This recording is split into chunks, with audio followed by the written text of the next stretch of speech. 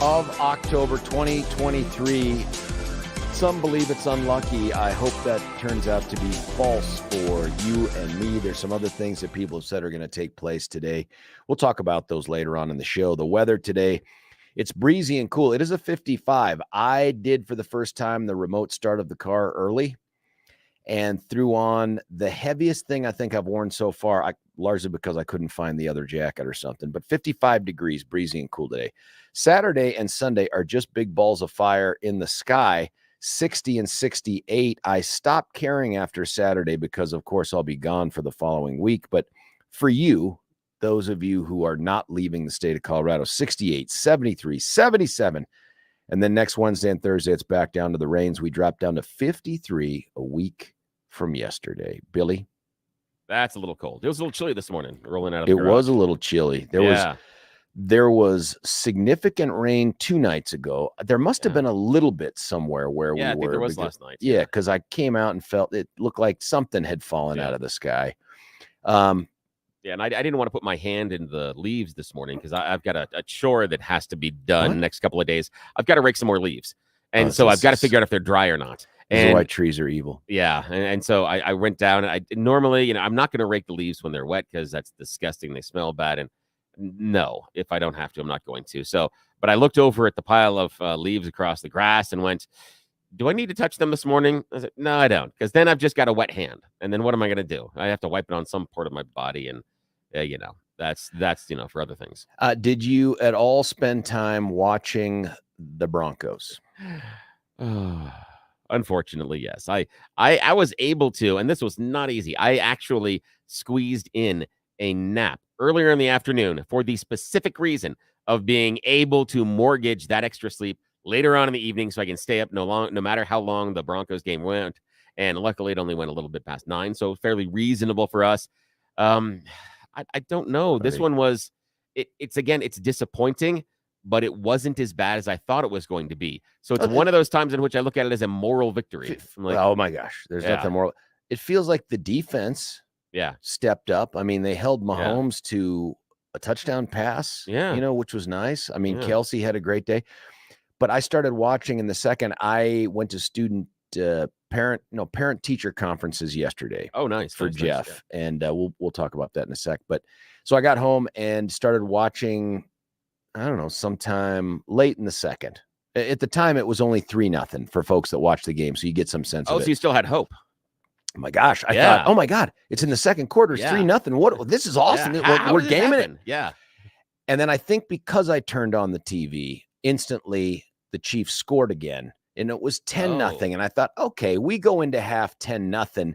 It's still out there. Like we could still get this. And then, of course, the last second of the half field goal, because, we had to give them that. Otherwise, it wouldn't have been a real game for the Broncos. Did you see what we did there? That was one that my son and I are looking at and going, the hell just happened? And Sean Payton actually addressed it after the game. If you go back to the series right before the field goal, right before. So there's about 20 some odd seconds left in the first half. Yeah. And it is our 4th down. And Sean Payton calls a timeout. He stops the clock. So rather than letting the clock tick down and giving them fewer seconds. What did he say? I don't watch any what he said in the post game, and I was like, this is ridiculous. And my son sent it to me this morning because he stayed up. As soon as the final whistle blew, I'm like, well, that was depressing. I feel stupid for staying up. I'm going to bed. He's like, good night. And so he sent me this clip from Sean Payton this morning, and it's basically Payton saying he messed up. He thought that it was 3rd down, not 4th down. He thought they might have had time to run another play and do something. Instead, he got the down count wrong and gave the Chiefs enough time to kick a field goal, which for me, if that is not the perfect encapsulation in like one series of the Broncos this year, I don't know what is. The idea that we're going down the field, we got a chance to go to halftime, up, not up, but down just a little bit. 10-0. It's at least you can sit there and rally the troops at halftime, and you mess up the down count and call a timeout that gives the Chiefs the chance to put another 3 on you before you walk through that door in the locker room. If you're Condoleezza Rice or the Walton family, are you looking to sell? I mean, are you or are you like, hey, we were sold a bill of goods? Like you told us this car had never been in an accident? No, not at all. And here's the reason why. 2 words for you. 2 words. Monfort family. Another 2 words. Colorado Rockies. The Rockies suck. Yet the value of the franchise has increased and increased and increased and increased, despite the fact that they are a dumpster fire. So sadly, even if the Broncos are the worst team in the NFL this season, their investment is going to increase in value. So if they sold at the end of the season, it'd be worth more than what they paid for it. So you hang on to it. The professional sports franchises are one of the very, very upper echelon, 1/2 of 1% investments that will always increase in value. Major League Soccer is exempt from that rule. Okay. I just, the amount of money we spent on number 3 and Peyton, and it doesn't make a difference. No. Remember, it was like, well, hey, last year Wilson was mismanaged by Hackett, so we're bringing in the guy. He's won a Super Bowl. You know, these two can't figure it out. I mean, this offense is anemic. I appreciate the defense starting to turn it around, especially after that bloodletting in Miami. But some of this is an upper management decision-making failure. And some of it, and I would say a lot of just basic decision-making failures. Like the one thing is, the Broncos defense did figure it out, but I'm not, again, I am maybe a C+ to B- NFL guy as far as understanding scheme and zones and everything else.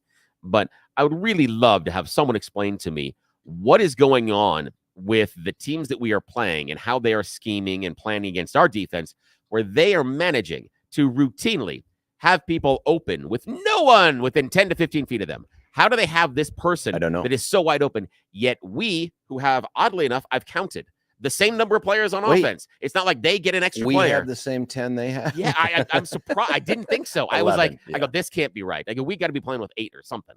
And I'd go and I count. No, we do have the exact right number of players, but we can't figure out how to get any of them wide open, standing alone, like they seem to do to us. I mean, at the very least, wouldn't you go back and say, what play did they run? How about we just steal that play? I don't know what goes on here. I don't know. I don't get it. It's depressing. I mean, at least I wanted to say at least the Nuggets had a good showing against the Bulls, and they did until overtime. Yeah. But I don't know, man. It just feels like we're in this malaise. And you add to that the ongoing horror of what's taking place in Israel. Yeah.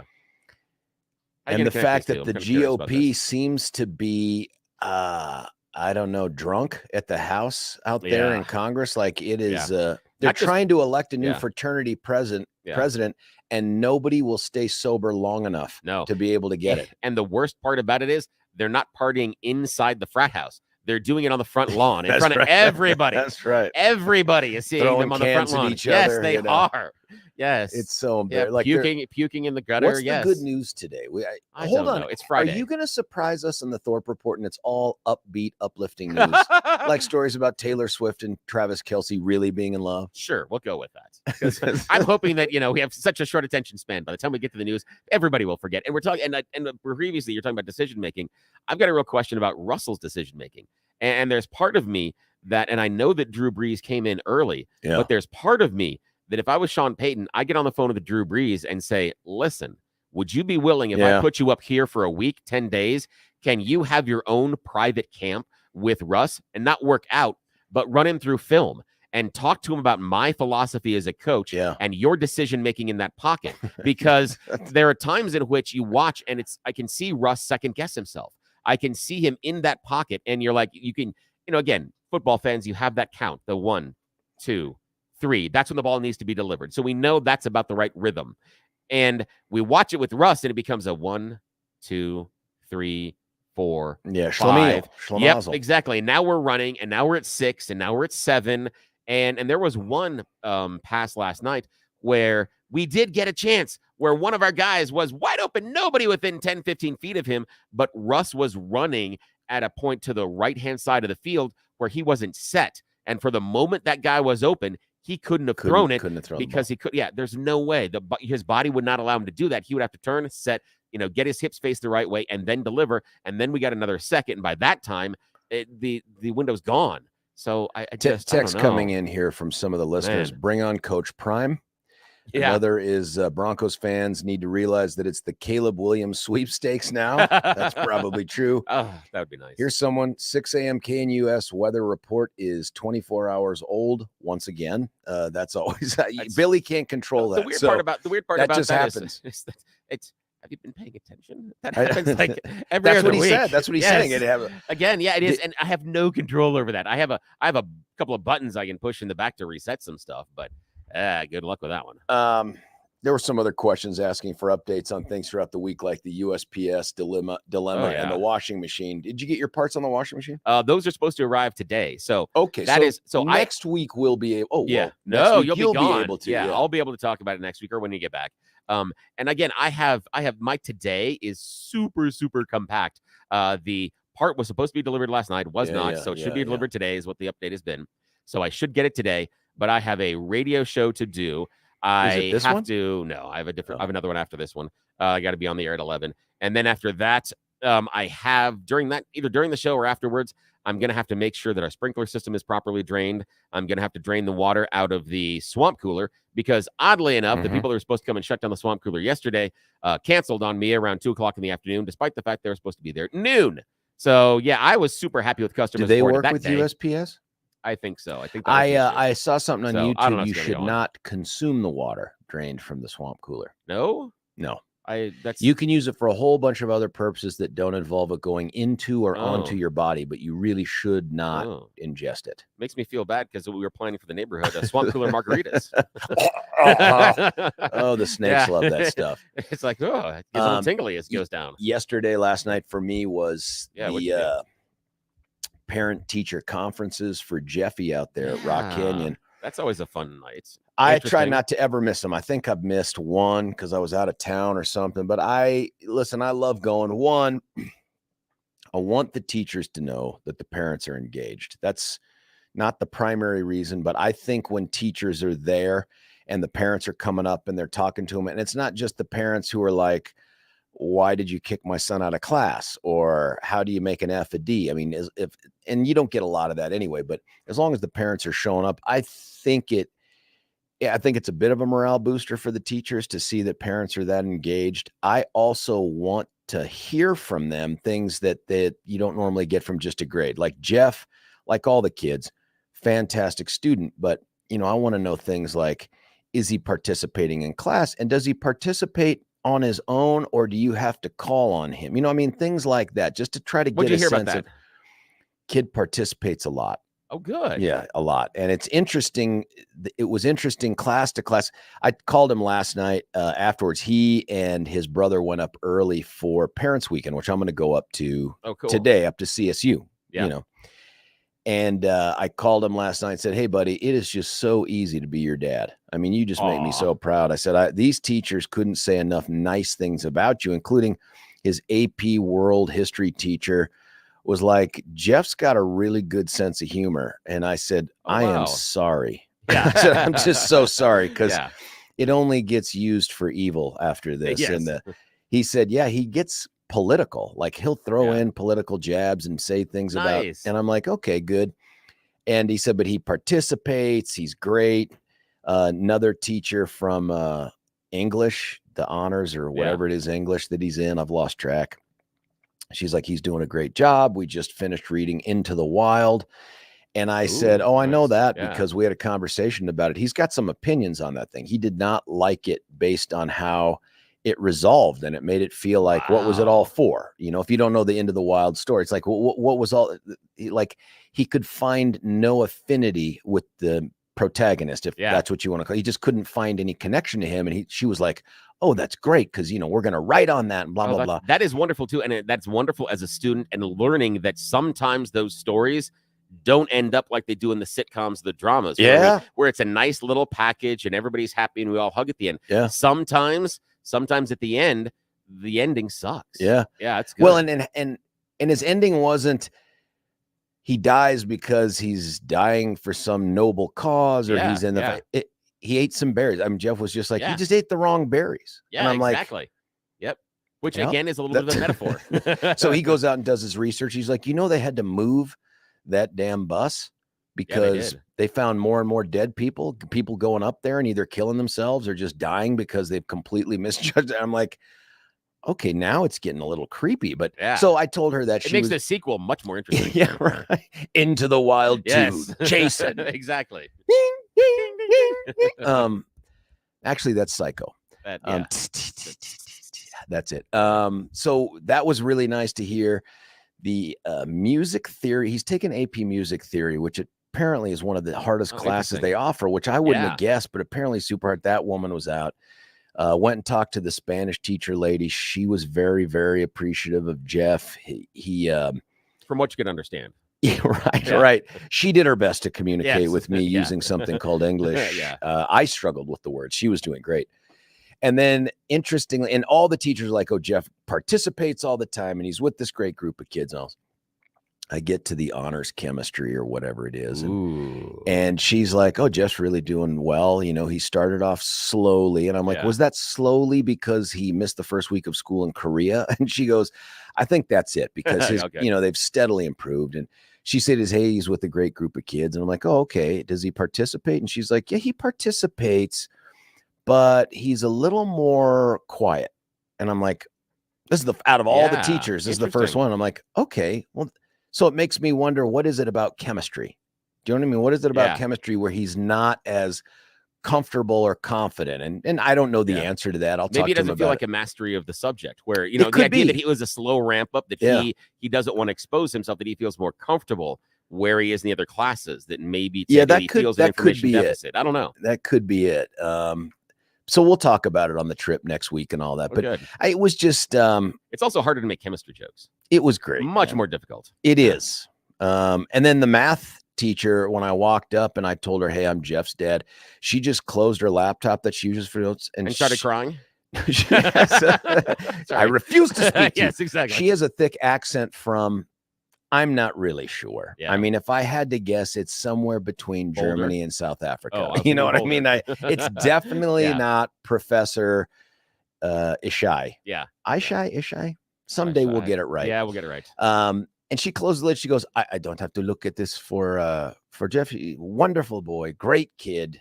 I've had all your children. And I'm like, well, great, because Graham is coming next year. And she's that's an awkward statement. She's like, no, I'm retired. Sorry. Not like that. Okay. And I said, not in a Billy way. Okay. And she said, no, I'm retiring. And I'm like, oh, man, I don't want to see these teachers retire. Then I end up talking with Amanda's favorite teacher, who is, amongst other things, like the yearbook, newspaper, that teacher. Yeah. And she's debating what to do next. And in part, she's saying there's a lot of teachers here and they have great teachers. They lose every year to Cherry Creek because Cherry Creek offers these teachers like $8,000 a year more. You can't turn down $8,000 a year more. No, you can't. And that's just a little bit of the benefit. So there's a ballot initiative on the ballot this year in Douglas County, and it's 5A and 5B. And it seeks to do a mill levy override that would provide funding directly to teachers for teachers' salaries and all this other stuff. Like, I'm supportive of that. And I know that there are a bunch of other conservatives out there who have split opinions on it. In fact, including our buddy, friend of the show, Michael Fields, who I have great respect for. He is going to kill HH. He and a whole team of helpers are working to kill HH. Me too. I really hope so. I really hope, and just as a side note, I really hope they start tilting some of their spend to some of the online pre-roll video stuff and AM radio. That would help too. But I am seeing a lot of pro HH messaging that is, I would say not duplicitous, but not 100% accurate, and draws a narrative that is not, in my mind, truthful. And I'm seeing a lot of it on online video pre-roll, and I'm catching it with some of my kids too. And so I would really want them to lean into that, because I'll tell them, I don't know how much they're spending. I know that AFP, Americans for Prosperity, is out there spending. Someone's got to understand this.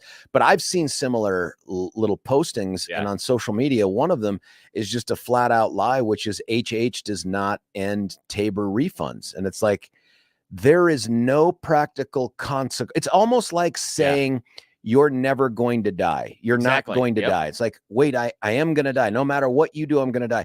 If HH passes, no matter what anybody does, your Tabor refunds will die. That is going to happen. And yet they feel very comfortable saying HH doesn't end Tabor refunds. And so, and that to me is a very big lean into the messaging, because the ones that I've caught on social media, and again, these are pre-rolls that are sometimes only 15 seconds. And so what they sell is your property taxes have gone up this much.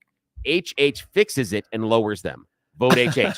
That's the message. Yeah. That's, and again, it's 15 seconds. And in that pre-roll, that's the only bit of information they're giving. And it's easily digestible and freaking wrong. Yeah, it's sort of true in this way. Like without HH, your property increases 33%. With HH, it's 27%. Yeah. Oh, and by the way, you lose all your Tabor refunds. I mean, it's like, and you end up paying for what they say they're giving you back nonetheless. So I'm hearing from these teachers, and they're like, there's a bunch of really good teachers here that are waiting to see what happens in November.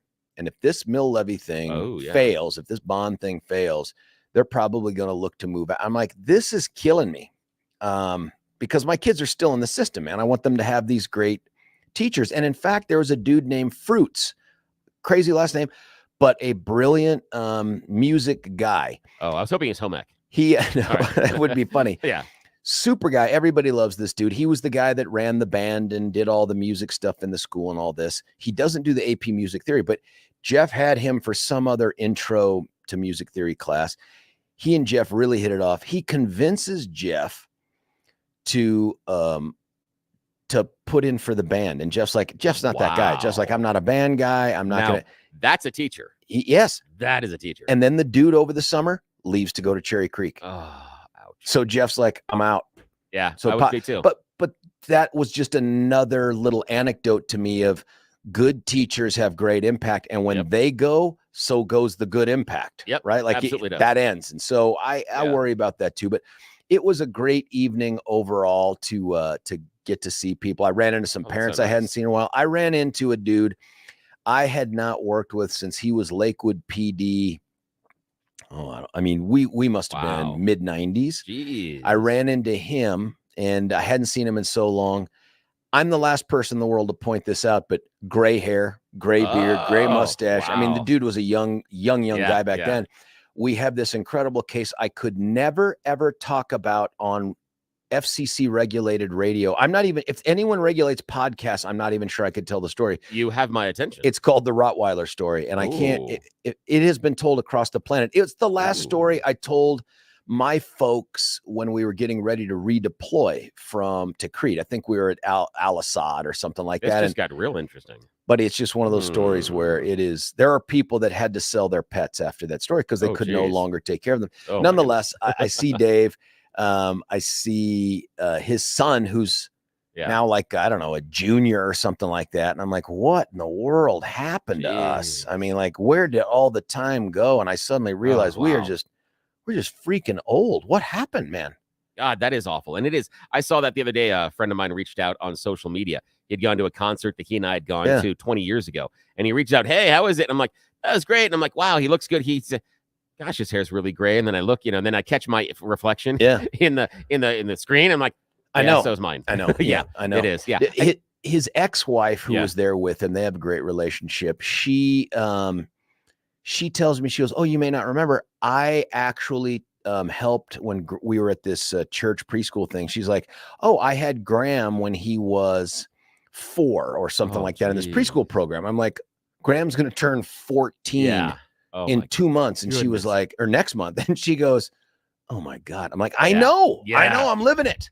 That is ridiculous. Now, you talked about going in, the parent-teacher conferences, and it's great that Graham participates in class. And I have to say, out of the 4 of ours, this is Jeff. Graham probably does too. I haven't done his yet. When I do, I apologize. That's all right. Because you just said Graham. So it's your high schooler. Yeah. So very proud of when we're going through the high school, our oldest, Max, always participated in class and did a good job. For the other 3, we always get from the teachers, we wish they would participate more. They don't, necessarily, and which is weird from me. Yeah, because you're a participant. Oh yeah, I am a. Sometimes it's a forced participation, and you don't necessarily want this, and so I get it. And it's weird, but the universal thing the teachers say is, we wish they would speak up more because when they do, they change the conversation. I'm like, what? And they said, yeah, they said, your kids will sit there. And it's Spencer, Katie, and Gwen. They'll sit there and they're very quiet. And then during the class conversation, they'll say, but what about this? Or I think this and this and this. Yeah. And they say universally, all of them, they say it changes the conversation. Okay. That they sit there and I'm like, that's okay. good. And that's something that we do at the house is I always do that. And we do it when we're prepping topics and things. Yeah. So it was one of those things. I'm like, okay, so something is sticking that at least they're sitting there, they're listening, they're taking in the conversation. And then they're going, wait a minute, what about? And recently, my daughter, who's a senior, there was an example last year where they were having a conversation in class and the teacher said, yeah, this one student was getting very animated about their side, this. And they said very quietly, your daughter raised your hand and asked this question of that student. And the student was stuck. Oh, really? Yeah. And I'm like, good girl. Billy's like, proud. I'm like, good girl. Proud daddy. Yeah. I'm like, good girl. That's my girl. I thought she was, you said you were going to say she raised her hand and said STFU. Yeah, exactly. Like that. Yeah. So that's kind of nice. But they always say, we wish they'd have them, participate more. We wish we would do that. But yeah, but they're very quiet in class. But then when they do participate, they're like, we just want to have them more because what they say. In fact, Spencer, when he was in class, especially like the world government and things like that, they were like, he just looks at things differently. Like we want to get his opinion more because the way that he looks at certain subjects is so much different than what the other kids do. When they tell you that, you go back and share that with the kids. Does it make a difference? Not at all. Your influence ends somewhere as you enter the home. I've got the same thing. Whatever superpowers of advocacy I have in the courtroom, it's like the house is the opposite of the fortress of solitude. Yes. Do you know what I mean? Like that special closet that Christopher Reeves went into that turned red, that took away his superpowers. That is the house. Yeah, it is. I walk in there, boo, and all of a sudden I'm just like some regular dude walking around that they don't know. No. They just pass by respectfully sometimes. You brought up something though that I'll share with the listeners when you said, hey, we do that on the show. I think sometimes we have such great listeners. They'll text in with like, hey, a link to a story or something. Yeah. You should know that this show could be like many of the other shows out there where we hop on whatever some hot story is or some cool story. And I could give you just my opinion on it, or Billy could chime in and say, but every time there's a story out there like this is on a morning basis, Billy and I talk about, okay, what's the topic? Like, how do we get listener engagement to say that this is how I feel about this? Because, if you just want to listen to me vomit up stuff, I can't do it. No. I mean, there are certain segments, certain topics I'm happy to run with the ball for a bit, but I can't do it. So for us, much like what that teacher was trying to accomplish and what you try to do at home, our goal is to try to come up with a story that has an issue to it people want to share on, that we can explore and discuss. So when you're out there frustrated that why aren't you talking about blank? Many times it's one of two things. It's either we just have other things that we think are better, or two, there isn't a good topic. Like it's just, let's bash the Democrats. Let's just keep talking about, it's like, I'll throw that in, but that's just not a good topic. People aren't going to call in to take the other side because what's the other side? Yeah, you know what I mean? We dump a number of topics every single day. Oh my God, all the time. Yeah, there isn't a real conversation about them. And you and I talk all the time about where the energy is in that conversation, because that's where the talk show needs to live, is there has to be a discussion. And if you can find a subject, an idea where there isn't a obvious right or wrong, it's much more fun and it's much more interesting. And, that's right. And the one thing that we focus on is we want to hear from you. We want to figure out what you're thinking. For this show, that's the whole thing. I don't know what anyone else is doing. I have no idea. Yeah, we want to know what you're thinking about it. And you know that too, because when people call up, we prioritize the callers. Yeah. And I'll read the text too, but we prioritize callers. And I will hear from people going, you let these callers go on so long. We're like, yes, because we are going to reward the investment. If you are going to take the time out of your morning to stop whatever the heck it is you're doing, to put 10 numbers in a row and sit on hold with us for a while, we're going to come on and we're going to listen. And it's not a matter of just the idea that George is going to use your phone call to get to the next point that he's already thinking about in his mind, and you're just a vehicle. It is a conversation. And we're not good either at the hit and run stuff, where it's like, I want to call in, I want to trash either you or this or that and move on. It's like, hang on. Yeah. It's like this segment What's your here. proof for that? Just where did you hear that? Yeah, you know? exactly. I mean, we've been going 30 minutes at this point, and it's just like this one. It's just it's a longer. No, that's right. It's exactly. I don't know. I don't know what else we can do. And I'm telling you, even listening to the big, far more successful national guys, that's just not their model. I mean, no. Prager does a decent job of that when he gets into callers, and he's so smart he probably doesn't need him. But I just can't do it. I can't do it the way they do it across the street. The thing for me that kills is the idea of understanding and respecting this medium. And I think that in the industry we are losing focus. That radio is a very, very special in the I guess you take continuum of mass media, because 1, it's the most immediate. 2, it is the most intimate. 3, it is the only one in which the person that is listening can actively participate. There is no for us, other. It is. That's not true in a lot of. Not at all. And we are going away from that. Think about how many other talk shows you listen to where the callers are the afterthought, where the callers are just the salt that goes on top of everything else, because they've already set the table, they've already baked the dinner, they know everything else they want to do, and you're just a little bit of the equation. Here, that's not true. You're one of the major ingredients. Well, and the other thing I've noticed, I may have mentioned this before, you know what I'm going to talk about here, and that is there are some stations that have moved to this. You can call in and leave a voicemail, and we might play it on air, and then the host will react to it or something if they like it. And I'm like, see, that's just using that person to help you get. I don't want that. I want the exchange. I want the back and forth. And for people that I've texted back and forth while we're on air, I want the communication back and forth. I don't get how else you do it. So when I hear that the kids are participating in class, it makes me feel good. Like, that's what I want. I don't want them to be just sitting there sponging their way through school. There's an aspect of that that's important. I want them to feel confident enough to have the conversation. Yeah, and there's something about them feeling confident enough in order to speak out amongst their peers. That is a good lesson later in life, because then you have the ability inside those meetings to speak out with your peers. You have that ability in other situations where you may be at a park, you may be in other social situations, you feel more comfortable. It's a really, really, really good skill to learn. And unfortunately, we can't figure out the skill how to tell time. We got a break here in a second. Oh my goodness. I know. It's and they're big numbers in front of us. You know what? Let's do this. Let's just never take a break. This whole show, let's just make this Friday the 13th unlucky for all of the advertisers and Salem itself. Says the guy that's going to be gone for a week and doesn't have to deal with the fallout of having to explain why we didn't make any money. Let's burn this mother down and see what we can get done. It's Friday the 13th. One of us has to be here on Monday.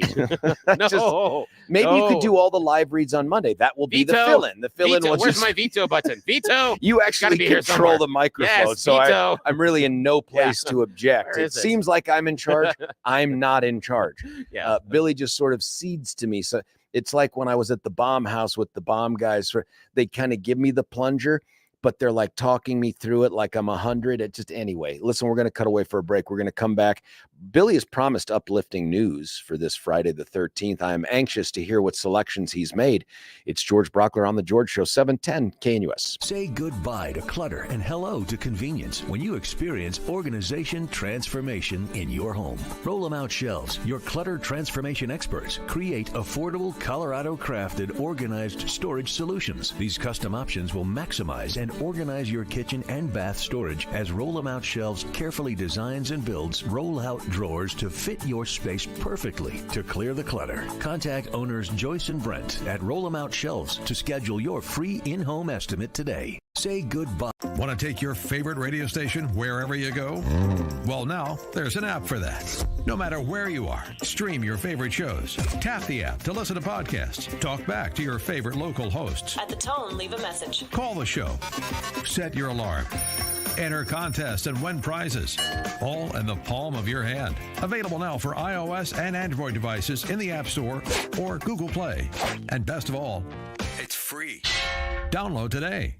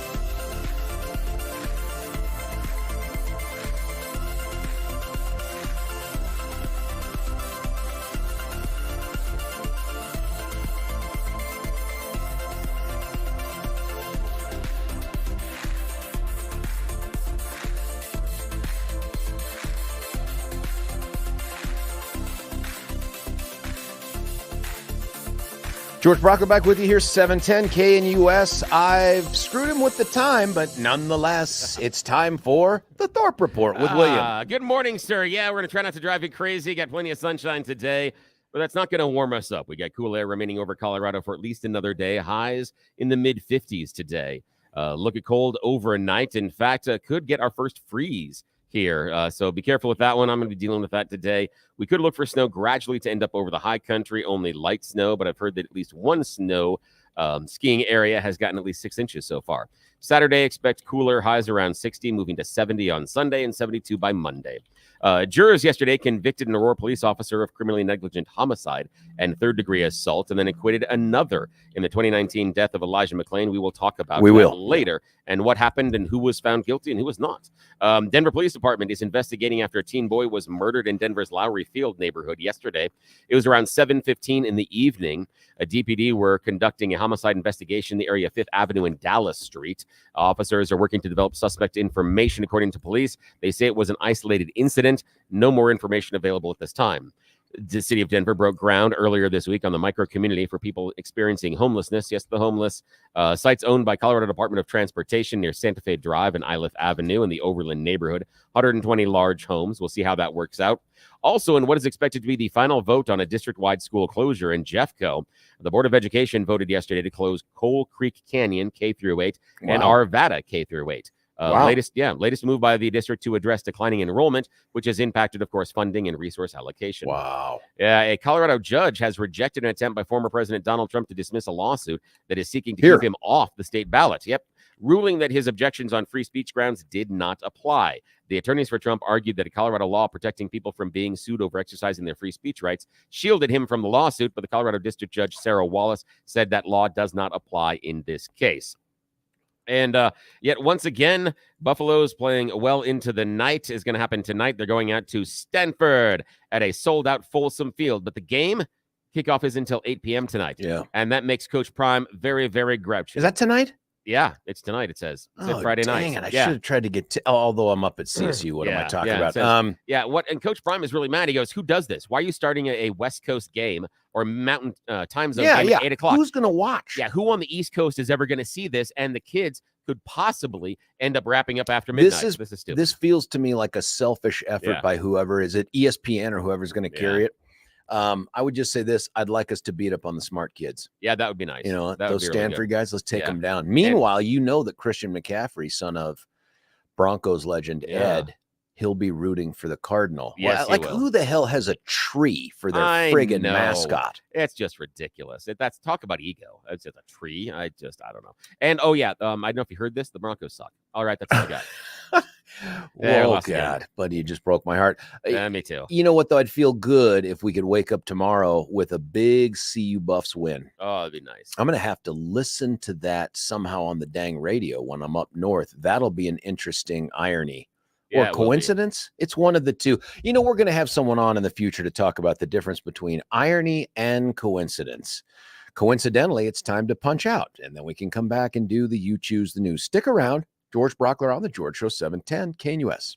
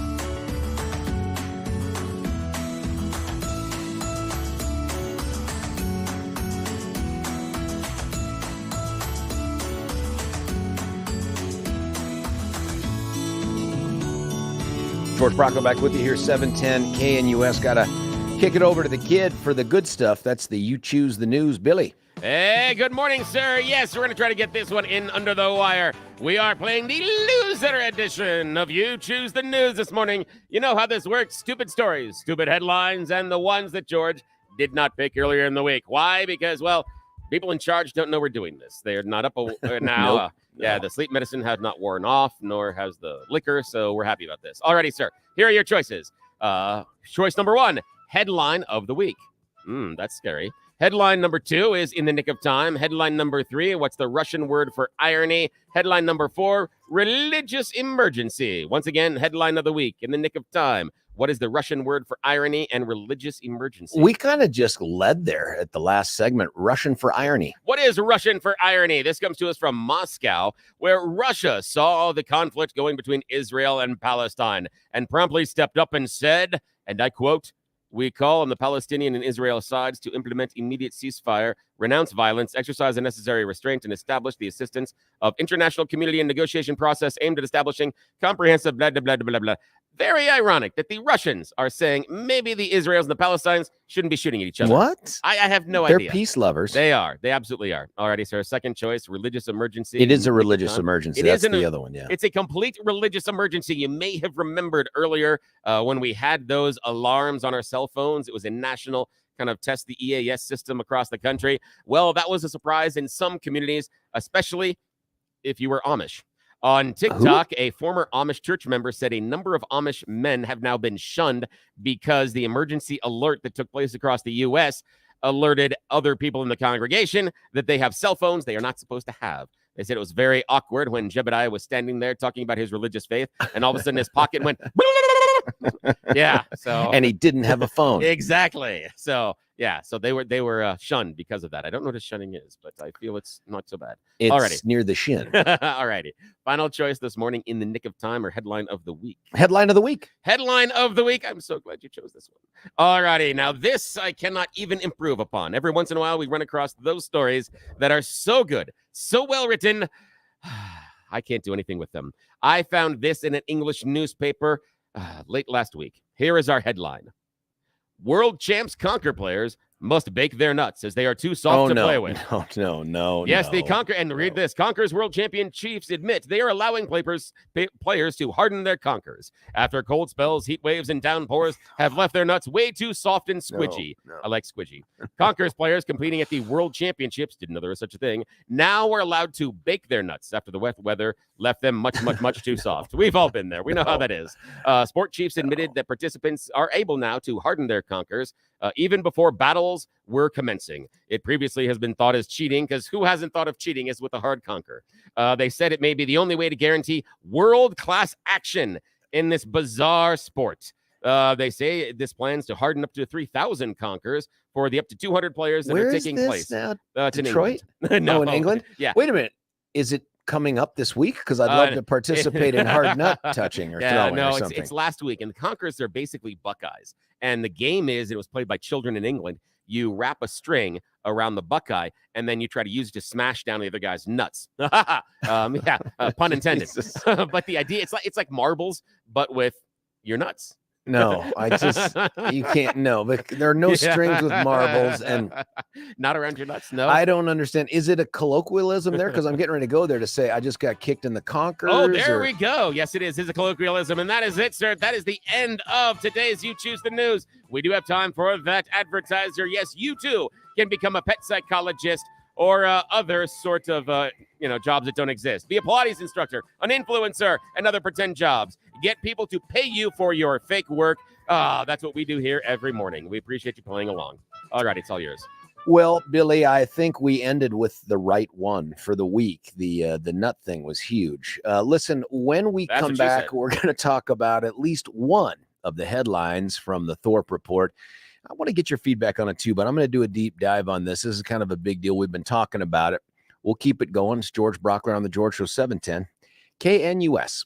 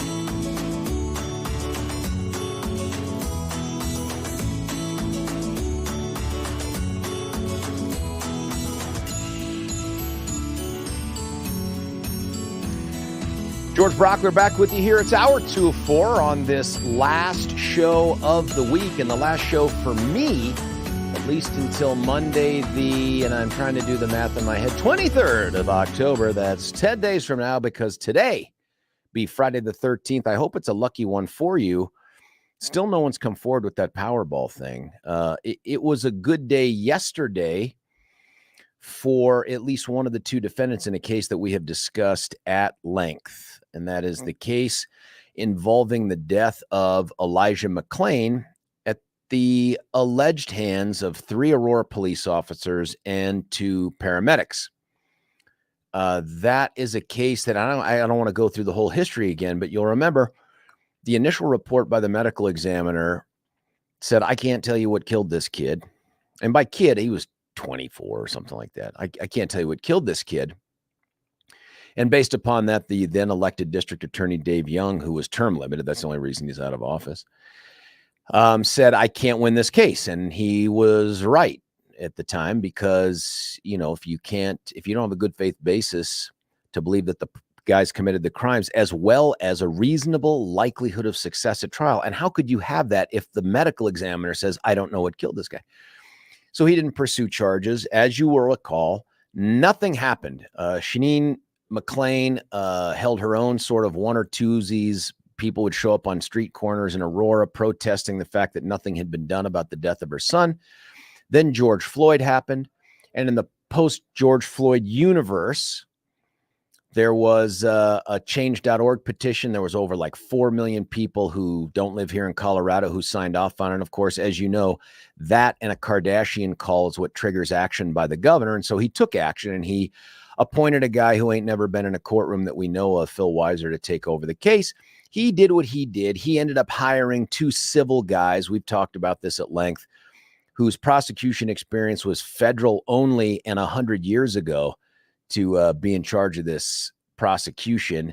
And yesterday, after I don't know how many weeks in trial, this thing finally ended with a verdict at the end of the day. In fact, I was at parent-teacher conferences when the verdict came in, and this is what the judge said. Defendant Randy Rodema, guilty of criminally negligent homicide. We, the jury, find the defendant Randy Rodema guilty of assault in the 3rd degree. We, the jury, find the defendant Jason Rosenblatt not guilty of manslaughter reckless and the lesser included offense of criminally negligent homicide with a signature of the foreperson. We, the jury, find the defendant Jason Rosenblatt not guilty of assault in the 2nd degree. So a split verdict. That is the voice of Judge Mark Warner. He's a longtime district court judge. Listen, I've never been in front of Mark. I had met Mark years ago. He was a prosecutor in the DA's office way back when. Guy knows his stuff. He knows the law. He knows how to make a trial work. And if you at all watched any of the live stream, he was the judge. In my opinion, he was very much from the Carlos Samore approach to doing trials, which is, I'm going to remain in control, but you go ahead and try your case. And I'm not going to intervene unless someone asks for a ruling. And when they do, I'll give you a decision and move forward. And he treated everybody, in my opinion, at least what we saw on camera, the same. That's what you want. I mean, that's a great judge. You want these sides to be able to try their case. That verdict is a split verdict. And what that means is Jason Rosenblatt, who was represented by Harvey Steinberg and Steve Burstein, they walked their client. He got acquitted of everything that he'd been accused of. Randy Rodema, on the other hand, who'd been represented by Don Sisson and Reed Elkis, he got convicted of criminally negligent homicide and 3rd-degree assault. And so part of this conversation will be to understand what those 2 charges mean and how to view, I think, in my opinion, fairly that outcome. And then we'll talk about how did they get there and what does it mean for the other cases. I spent a lot of time on this, and I don't know if I feel guilty or if I'm just explaining, but this was not only my career field, this was something that took place with the 2nd largest police department in the state, the majority of which operated within the jurisdiction I was DA for 8 years. And it matters to me, and I think it matters to the community too. This was a high-profile case. There were a lot of controversial decisions made, including the one by the governor, the ones made by Attorney General Phil Weiser. In fact, Billy, Phil has a statement that he put out right after this, and it's long enough that it tells me they had drafted almost the entire thing before they hit send on this. Now, I don't know if there's any sound or video of him making comments, and I don't think so because I haven't seen any clips of it. It could be, but he was definitely there at the end for the verdict. Nice of him to show up when it's all over. But this is what those charges mean. Now, if you'll recall, somebody who didn't have a great deal of experience in criminal law went to a grand jury and got them to indict all 5 of these folks on a series of charges. Now, we'll just take the 2 that were, well, actually, we'll take the 2 last. Nathan Woodyard is a police officer whose trial starts today, and that's with jury selection. If you'll recall, weeks ago when Rodema and Rosenblatt's trial started, it started on a Friday with jury selection as well. And real jury selection, I imagine they're doing questionnaires today, maybe even the exact same questionnaire that was done under Rodema and Rosenblatt. But Monday is when they'll start in earnest with like talking to people jury selection, not the questionnaire part. They'll have had the weekend to go through the questionnaires and make their decisions about this, that, and the other. So Nathan Woodyard's trial has this guy, and it looks like he's only facing 2 charges, manslaughter and criminally negligent homicide. That's kind of ridiculous in a way. What's that, Billy? Oh, you did. We'll get to that in 1 second. That's a little silly in that criminally negligent homicide is included in manslaughter. Manslaughter is the reckless causing of death. Criminally negligent homicide is the negligent causing of death. In fact, if they were to move forward only on manslaughter, the likely outcome at the time of giving instructions is the defense would say we'd want the lesser included of criminally negligent homicide. And even if the judge were to say for some crazy reason, I don't think it's included, they'd still get it as a lesser non-included. So he's facing just that. He's not facing any of the assault charges, and it's likely because he didn't go hands-on with Elija McClain. Now, there are 2 other defendants in a third and future trial, and they're the paramedics, Cooper and Kachuniak, if I'm saying that correctly. They're charged with manslaughter, criminally negligent homicide, second-degree assault, and all of the guys except Woodyard were charged with, and again, ridiculous, unnecessary crime of violence. And then you know that the AG's office right before trial said, let's dismiss the crime of violence part because it's already part of the charge. So that happened. This leaves us with what happens with Randy Rodema. So he's charged with manslaughter. That is the top you caused the death of someone count he's accused of. That's the top one. That charge, had he been convicted of it, carried a 2 to 6 years presumptive range sentence, but not mandatory prison. It's probation eligible. So that's if he'd been convicted of that top count. Instead, he gets convicted of the lowest charge available to the jury, and frankly, that probably fits under the law, resulting in the death of Elija McClain, and that is criminally negligent homicide. That is a 5th-class felony, 1 class below manslaughter. It is punishable by 1 to 3 years presumptive range sentence, and even that one remains probation eligible.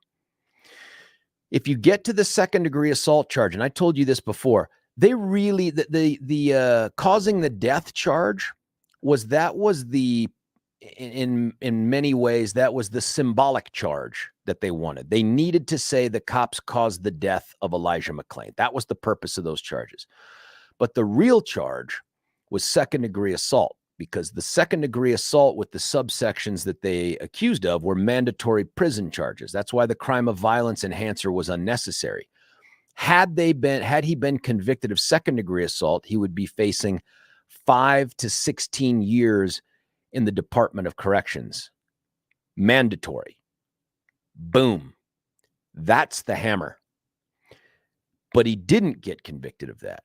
Instead, the jury convicted him of the lesser included charge of third-degree assault, which instead of intending to cause bodily injury and cause serious bodily injury, it's just knowingly or recklessly causing bodily injury. And you should know that bodily injury in the state of Colorado is defined as merely pain, like pain, gets you to injury. So it's a very, very low level of assault. And third-degree assault is a misdemeanor. And it's a misdemeanor punished by, I believe, less than a year in jail. And I say I believe because there was significant reform after I left the office that was designed to keep illegal aliens in the country. And if you recall, any sentence a year or more could trigger their deportation. So the state legislature, in the hands of those who cherish the illegals more than they cherish us, voted to decrease the sentencing on misdemeanors across the board down to 364 days. That's real. That happened. That's your legislature. That's what he got convicted of. That, too, is not mandatory jail. So at some future date, I don't know what the date of the sentencing is, Randy Rodema faces the possibility of probation. He faces the possibility of jail, and he faces the possibility of prison. Now, there's some potential combination of those two things that could happen, and I'll give you an example. If you're sentenced to prison, or if you're sentenced to probation on a felony, like the criminally negligent homicide, the judge could say, as a condition of that probation, you will serve 90 days in jail, or you will serve, I think it's 90, it could be up to 180 of work release or in-home detention. I don't think either of those last two are real. I think at the end of the day, the question here for the judge is going to be, the jury sent a message. They think that whatever Randy Rodema did out there on that body cam that night, they attribute to him accidentally, criminally negligently, in essence, causing the death of Elija McClain. And one of the vehicles for that was him causing him pain. That's the only thing he can conclude. And so the question for Judge Warner is going to be, and each side is going to make probably pretty vigorous pitches. It seems to me that the Attorney General's office is likely to try to ask for incarceration. Now, whether that's prison or jail, I don't know that they care. They want the headline sentenced to incarceration.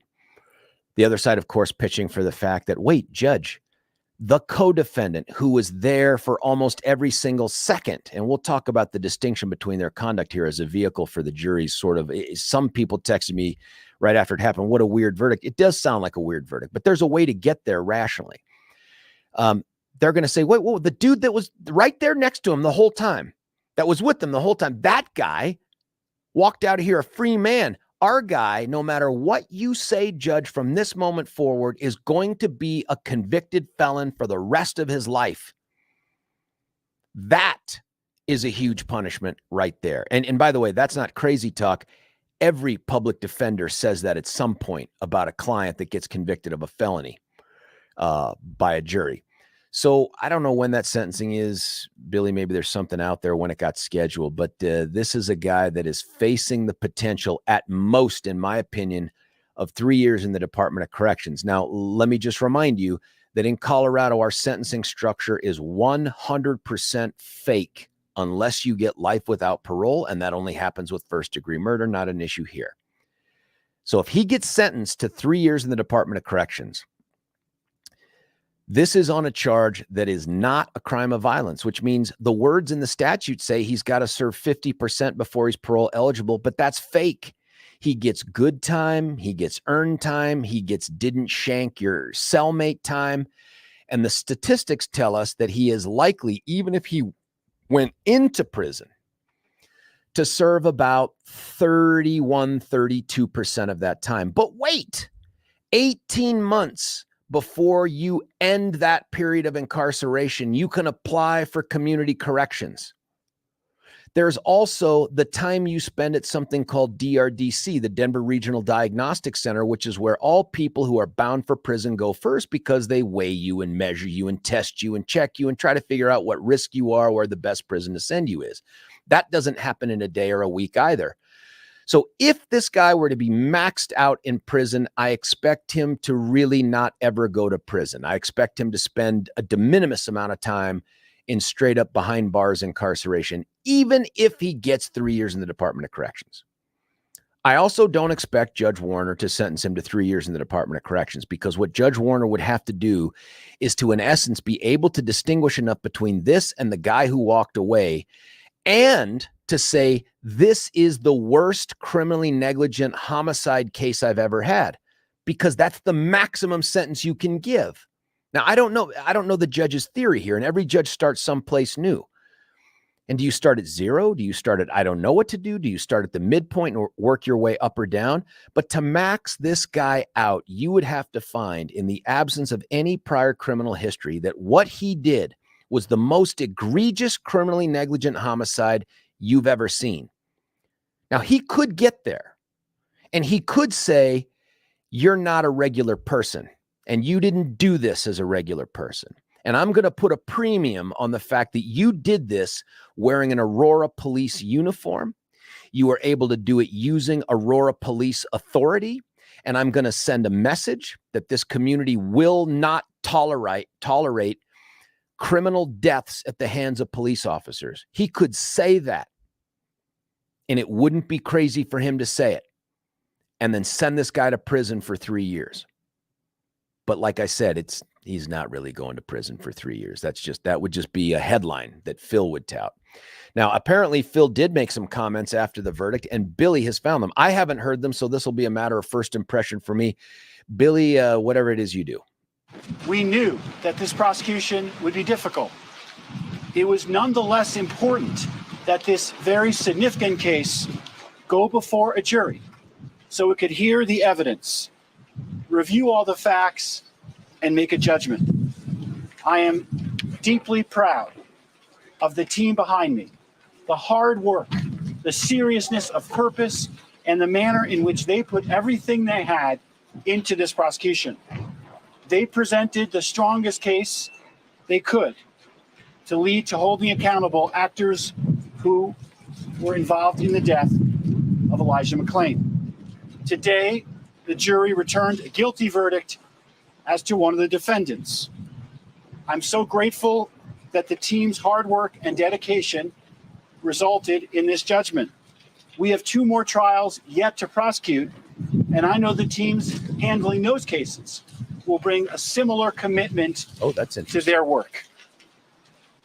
Today's verdict is about accountability. Everyone in Colorado, everyone in the United States, no matter who you are, is accountable under the law. Hopefully today's verdict can be a sign for healing, for the Aurora community, and for our state. I recognize that some people may not agree with this verdict.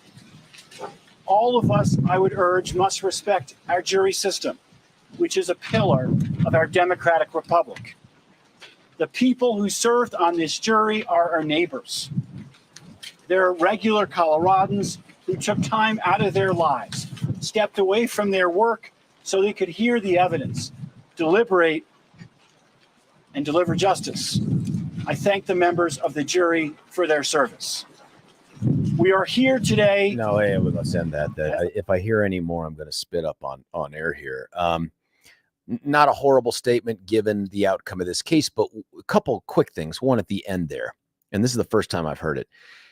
You are reminded in these comments that this cat ain't never been in front of a jury, never picked a jury, never had to deal with a jury before, during, or after a trial, and doesn't understand the jury process. Because in addition to thanking the jurors, which is completely appropriate, by the way, when he does it, he says they took time out of their lives. No, they didn't.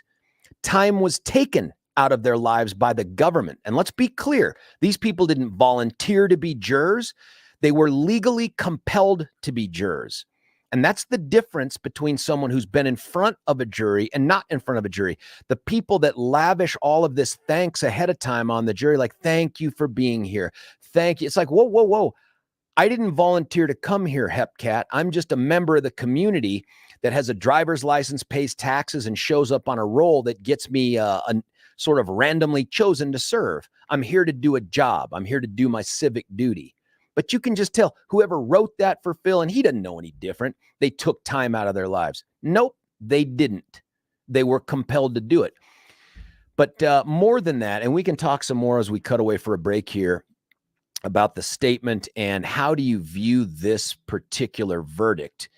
Because, and you should know, I reached out to the defense attorneys who got the client that Let me see here. I've got one here. We'll take a break. One of the defense attorneys is going back and forth with me about whether or not he could come on the air. I think that would be a fascinating conversation. I am super interested in hearing about it. By the way, also, the sentencing for Randy Rodema will be January the 5th at 1:30 p.m.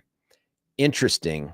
Not because the court's docket wouldn't dictate it, but this at least means Guy is going to spend Thanksgiving, Christmas, and New Year's with his loved ones. If the judge were to decide to end up incarcerating him, he would at least escape those holidays. That's kind of a big deal. That's interesting. Well, I'm sure that had nothing to do with the judge's analysis, but there it is. And I don't think that's foreshadowing. I just think it's coincidental. It's not ironic. For sure, it's not ironic. It's coincidental. Listen, we're going to cut away for a break. When we come back, I'm going to have some more information for you. I do want to have a conversation with you about this. And here's where I'd like to have the conversation with you. Is what happened yesterday justice? Is it justice? Not justice for Randy Rodema or justice for Rosenblatt or justice for, but was this justice? What took place up there? Oh, one other insight from that statement. Phil says, I'm immensely or deeply proud. I don't know what the hell deeply proud is, but I'm deeply proud of the team behind me and of the other teams. That means this guy doesn't have the same out-of-staters trying the other cases, one of which starts today. That's fascinating to me. Do we have other out-of-state prosecutors, or was he able to find someone inside the office to handle some of the other cases? It's just fascinating how it's been handled. It's been handled by someone who doesn't have any background in this at all and is being advised by people who don't have any background in this at all. And he's hiring people that don't have any background in this at all. It's fascinating to me how the Attorney General is managing this case. One thing you did not hear in that statement was any sort of tone or temperament strident enough that you believe that he thinks he won. And we'll talk about that when we come back. George Brauchler on The George Show, 710 KNUS. Want to take your favorite radio station wherever you go? Well, now there's an app for that. No matter where you are, stream your favorite shows. Tap the app to listen to podcasts. Talk back to your favorite local hosts. At the tone, leave a message. Call the show. Set your alarm. Enter contests and win prizes. All in the palm of your hand. Available now for iOS and Android devices in the App Store or Google Play. And best of all, it's free. Download today.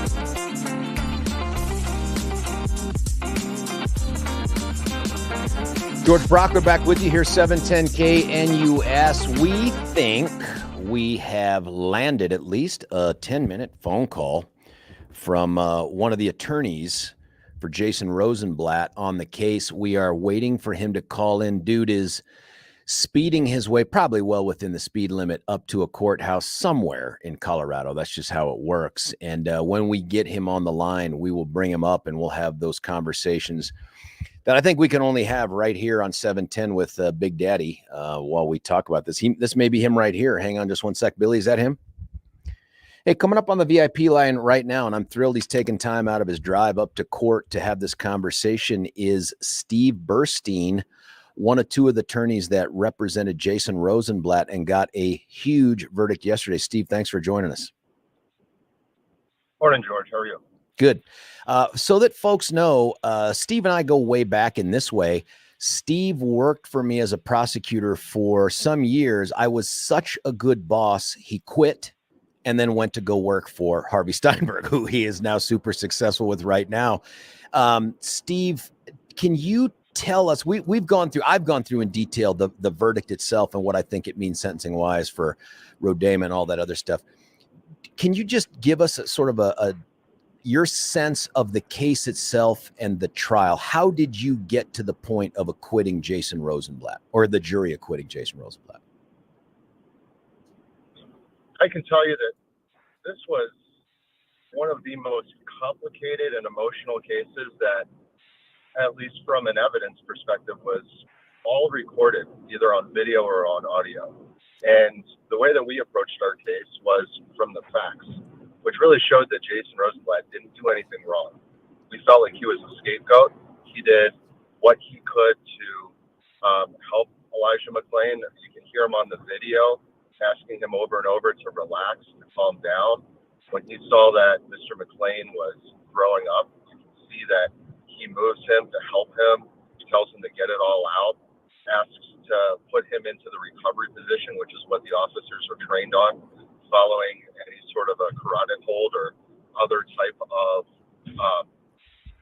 law enforcement maneuver to gain compliance.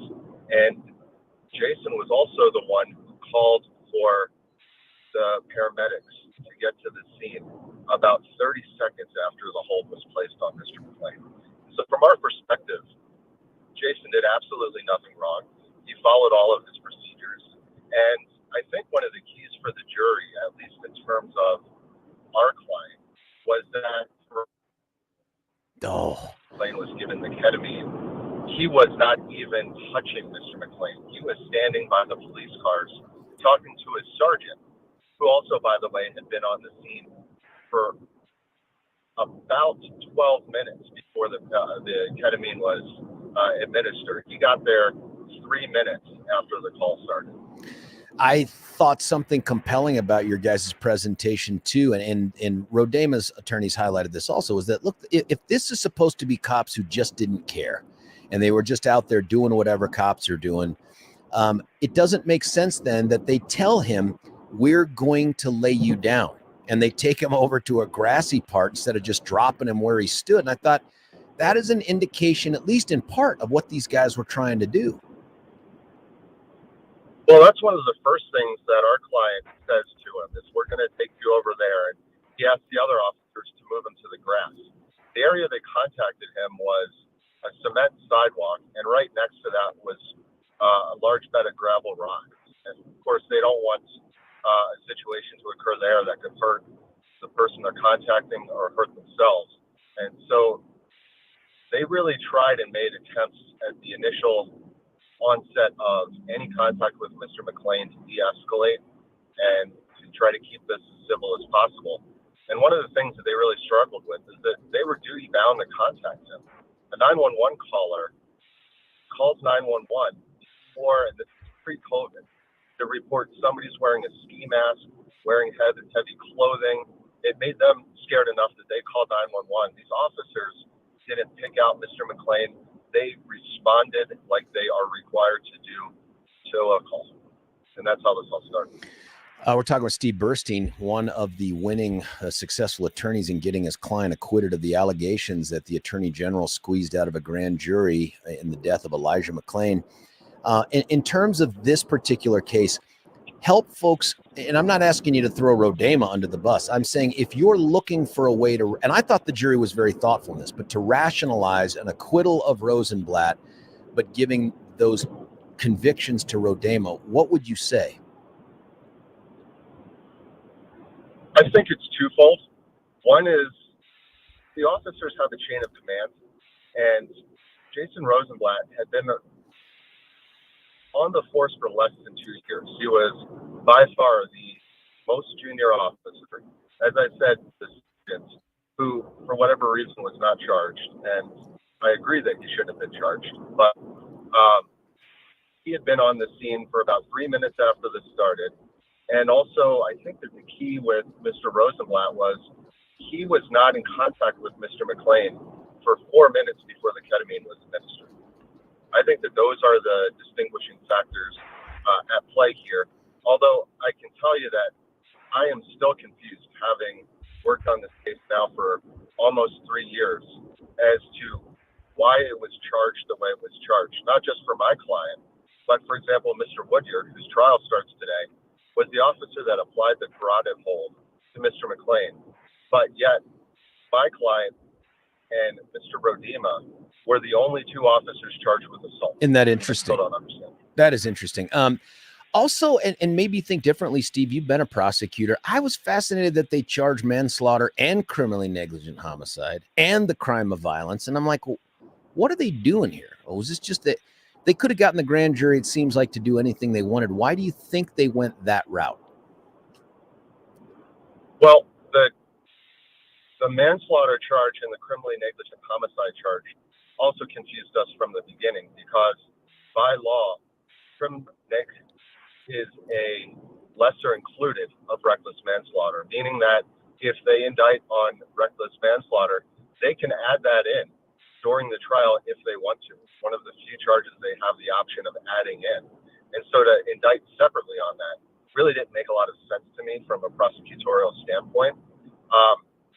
The assault charge was also very confusing, because not only did they proceed on both a principal theory, meaning that they charged Mr. Rosenblatt with intent to cause bodily injury and causing a serious bodily injury, they also proceeded on a complicity theory, which became very confusing because they didn't name the co-conspirators in terms of what injuries they caused. So it was a kitchen sink approach to say that Mr. McClain suffered a serious bodily injury, but they gave us no information in terms of who they actually believed caused that specific injury. It sounds like the jury rejected that for both officers. And I know you've got limited time. I wanted to touch on this too, because you're there. You were working with these guys. One of the things that I found fascinating, and I don't know them as people, so I'm not looking to trash them as people, but I've never seen, in the 28 short years I've been doing this, a prosecutor's office reach outside the state of Colorado to bring civil attorneys in to prosecute a state crime. Have you been a defense attorney all over the state, Steve? Have you ever seen that? And what was your sense of what was going on there? How did we get there? Well, George, I can tell you that when I was working for you, if you had hired out-of-state attorneys to come try one of my cases, I would have been offended. I think it shocked us, to be honest with you. We Steve. filed a motion to disqualify them. Can you hear me? Yeah, I can. You had told us ahead of time, hey, you're on your way up into a place where it could be sketchy. We might be hitting the front end of that, but go ahead. We can hear you okay now. Okay. We were shocked, and we filed a motion to disqualify based on 2 reasons. One is there's a law that says that district attorneys have to be licensed Colorado attorneys in order to prosecute cases. Oh, I didn't know that. And so, well, it makes little sense. I think you'd want the people enforcing your laws to be licensed. Yes, it does. It makes total sense. I just took it for granted. Yeah. Yeah. And the second part of that, too, is that because we have some less populated states, I think that there's a cutout for those states. But what the law says is that if the population in a county is over 25,000 people, that the prosecutor cannot have a either part-time or full-time job. Oh, I've seen that doing one. other I've seen work. that They statute. can't. Yeah. And so, of course, the two guys that they hired, one's a partner out of the LA office, and the other one's, my understanding is in charge of the litigation practice in the Chicago office. So obviously they have other work to do. And it just didn't make a lot of sense to us that the prosecutors in Colorado would be treated differently than the Attorney General's office, who's doing the exact same job. In fact, stepping over and taking over something that the prosecutors in Adams County had already reviewed. I thought it was interesting too. I'd love to see the Pro Hoc Vice paperwork on this to see who signed to say they were going to supervise them and make sure that they complied. Was it the 7-year white collar attorney that the AG's office put on the case, or was it somebody else that wasn't in the courtroom? And that's neither here nor there. It doesn't affect the outcome, but it's just, I've never seen a case handled like this in the state of Colorado ever. Frankly, I've never seen anything either, and we researched it, couldn't find a single example of this happening. It was the attorney that tried the case with them was their, quote, supervising attorney. The 7-year guy. But the entire setup was just, yes, the 7-year guy. But it was bizarre. And what's interesting as well is that they're not doing that for Nathan Woodyard's trial, which is starting today.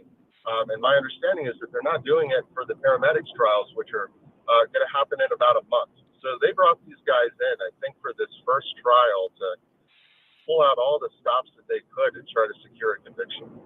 One thing I wanted to pitch by you, and Harvey addressed this in the closing, and it made me think, now what are they going to do with the paramedics? And that is when Harvey says, and he highlighted it well because you guys got it out of their witnesses, part of the argument by the government is the paramedics injected Elija McClain with ketamine because they were, quote unquote, misled by the Aurora officers who failed to tell them that he had said he had trouble breathing. They didn't tell him any of these other things that had taken place. And I'm like, wait.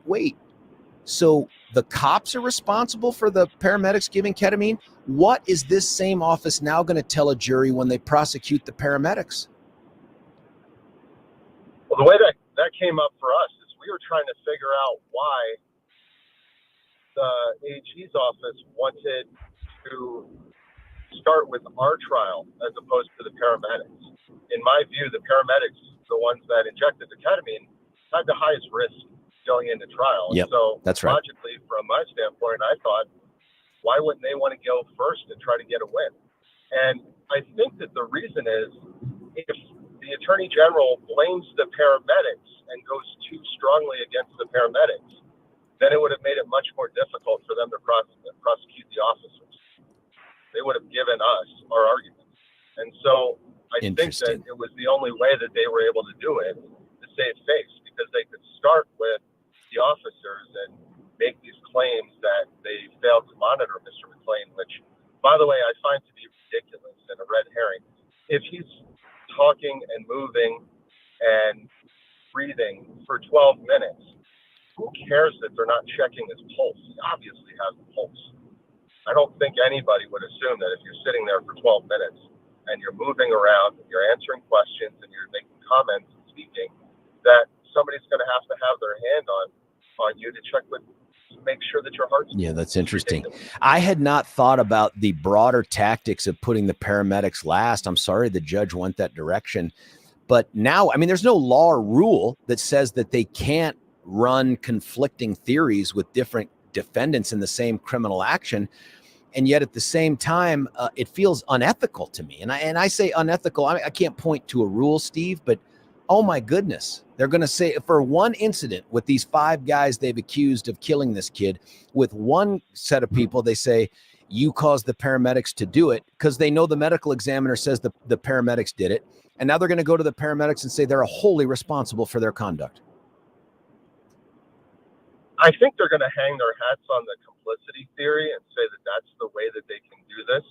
But I agree with you in that it doesn't sit well with you, because prosecution is supposed to be about justice and doing what's right. And to take the stance and blame one set of people being the officers and then turn around and blame the paramedics, I agree, just doesn't make you logically it doesn't make logical sense that they would walk through that and take those two different postures. And the biggest reason, which I think comes from a more legal perspective, is intervening causes.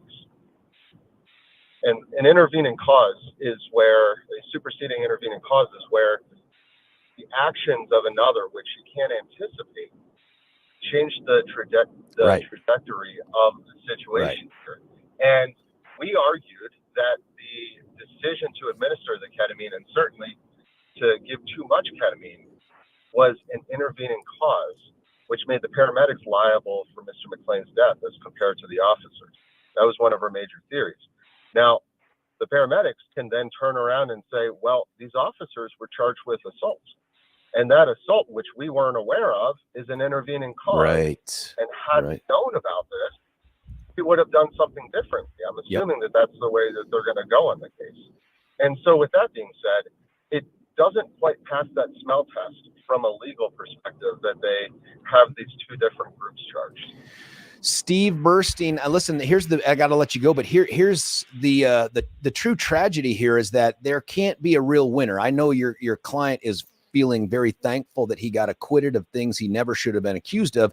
But at the end of the day, and I know you guys have said this and recognize this too, Elija McClain is dead and he shouldn't be dead. And that doesn't change the fact that you don't just sling around prosecution authority to try to hold anybody you can accountable.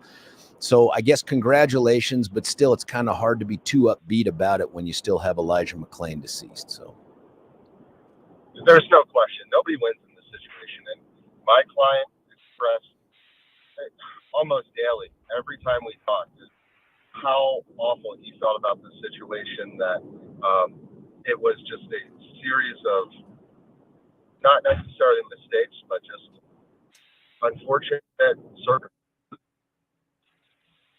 Oh, Steve, for his family, we know what they're going through. Buddy, we're losing you. It's hard to hear you. I'm sorry, man. Listen, we can talk offline too. When you get better reception, if you want to call back, we can have a conversation. But thank you for the time. Good luck up there with whatever you're doing. Hey, that was Steve Burstein. He was one of two attorneys that represented Jason Rosenblatt. He was one of the officers accused of killing Elija McClain. He was acquitted yesterday. I thought that was a fascinating conversation worth going long on, but we're long. I got to cut out of here, and Billy's going to use the F word and some others here in just a second. George Brauchler, 710 KNUS.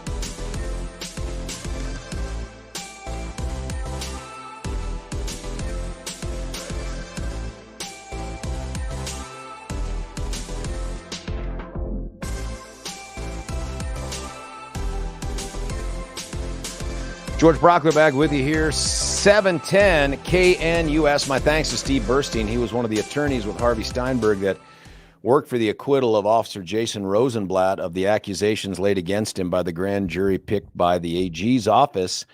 On to the next trial, which begins today for Nathan Woodyard. That'll be jury selection. I was fascinated by some of that behind-the-scenes trial stuff that went on. Things that, as Steve's telling me, I'm thinking, dang, I should have thought of that. Like the idea of placing the paramedics last in the trial chain because you know they're going to be the easier case to get given all the medical examiner stuff. And if you get the whole planet thinking you convicted the paramedics who caused the death, that taints a future jury pool for. And I also get this part too. It stops feeling like it's a search for the truth of what happened and more just a search for, we want to convict people and maybe lock them up. That's what it feels like when you job the system in that way on this particular case. Hey, we're going to cut away for a break. We're going to come back. We're happy to take your calls, happy to take your texts. Was justice done here in this case? We can also change up the topic as well, talk about what's going on in the world. George Brauchler, 710 KNUS.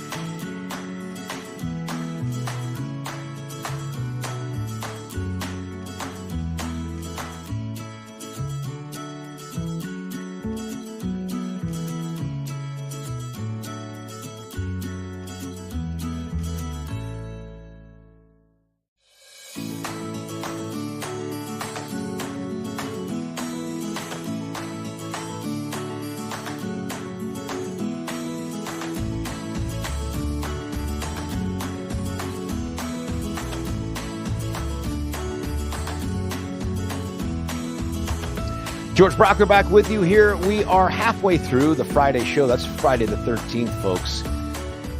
Supposedly an unlucky day. Who knows at this point? There is, of course, that call to rage or whatever by the former member of Hamas, a group that terrorist Timmy Hamasdes supports and celebrates with after the massacre of Israelis. We don't have to go there right this moment. Instead, I want to shift gears to something local, but not local to us, but something that touches upon a growing issue here. And before I have Billy play the clip, I mean, as we sit here on Friday the 13th, we have an absolutely out of control, porous southern border where God knows who is coming across the border and has come across the border and is in our country.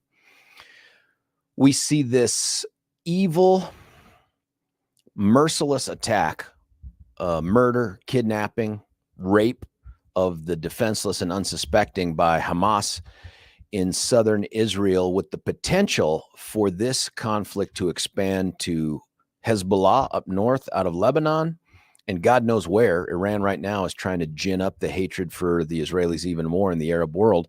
That's going on. We have, I don't know if they're American citizens, but people on American soil praising and cheering Palestine. So those of you that are trying to make the distinction between Hamas and Palestine, these are the people that are conflating the two for what took place in Israel. We seem to be plagued by crime and violence all around us, even though the numbers, and even Chief Acevedo said this when he was in studio earlier this week, tend to be trending down, at least for Aurora. We think that that's happening. But more and more, the dialogue that is taking place surrounding all of these events is one of violence, of cheering violence as an answer to every problem. You hear it here on talk radio shows, including this one, where people will text in or say things like, well, we're headed towards a civil war, as if that's it, folks. We've run out of the ability to communicate, debate, persuade, cooperate, concede. We don't have that anymore. All we have now is the use of violence to solve the things that bother us the most. If you're a Jew, we hate you because you're a Jew. Israel shouldn't exist. You crossed me, you pissed me off in traffic, road rage incident, maybe guns come out. This thing happens more and more in a society that has purchased more and more handguns. And by the way, this discussion and this story isn't about the Second Amendment for me. I'm still a firm believer in the Second Amendment. I'm still a firm believer that the stuff that the legislature passed last year was feel-good, do-something legislation that won't make any measurable difference in gun violence in the state of Colorado. But we have a growing number of stories like the one that Billy found that I want to play the sound for and have this conversation with you. Before we play it again, too, I failed to mention this part. I was going to talk earlier in the week about a comment that Donald Trump made. Was that in sound or just a tweet, man? I can't remember. Of Trump. This is our own former, maybe future president of the United States talking about using violence here. And we had touched upon this earlier, but not in this context. Bill, you have it? Let's go with the Trump one. And we will immediately stop all of the pillaging and theft. Very simply, if you rob a store, you can fully expect to be shot as you are leaving that store. Shot.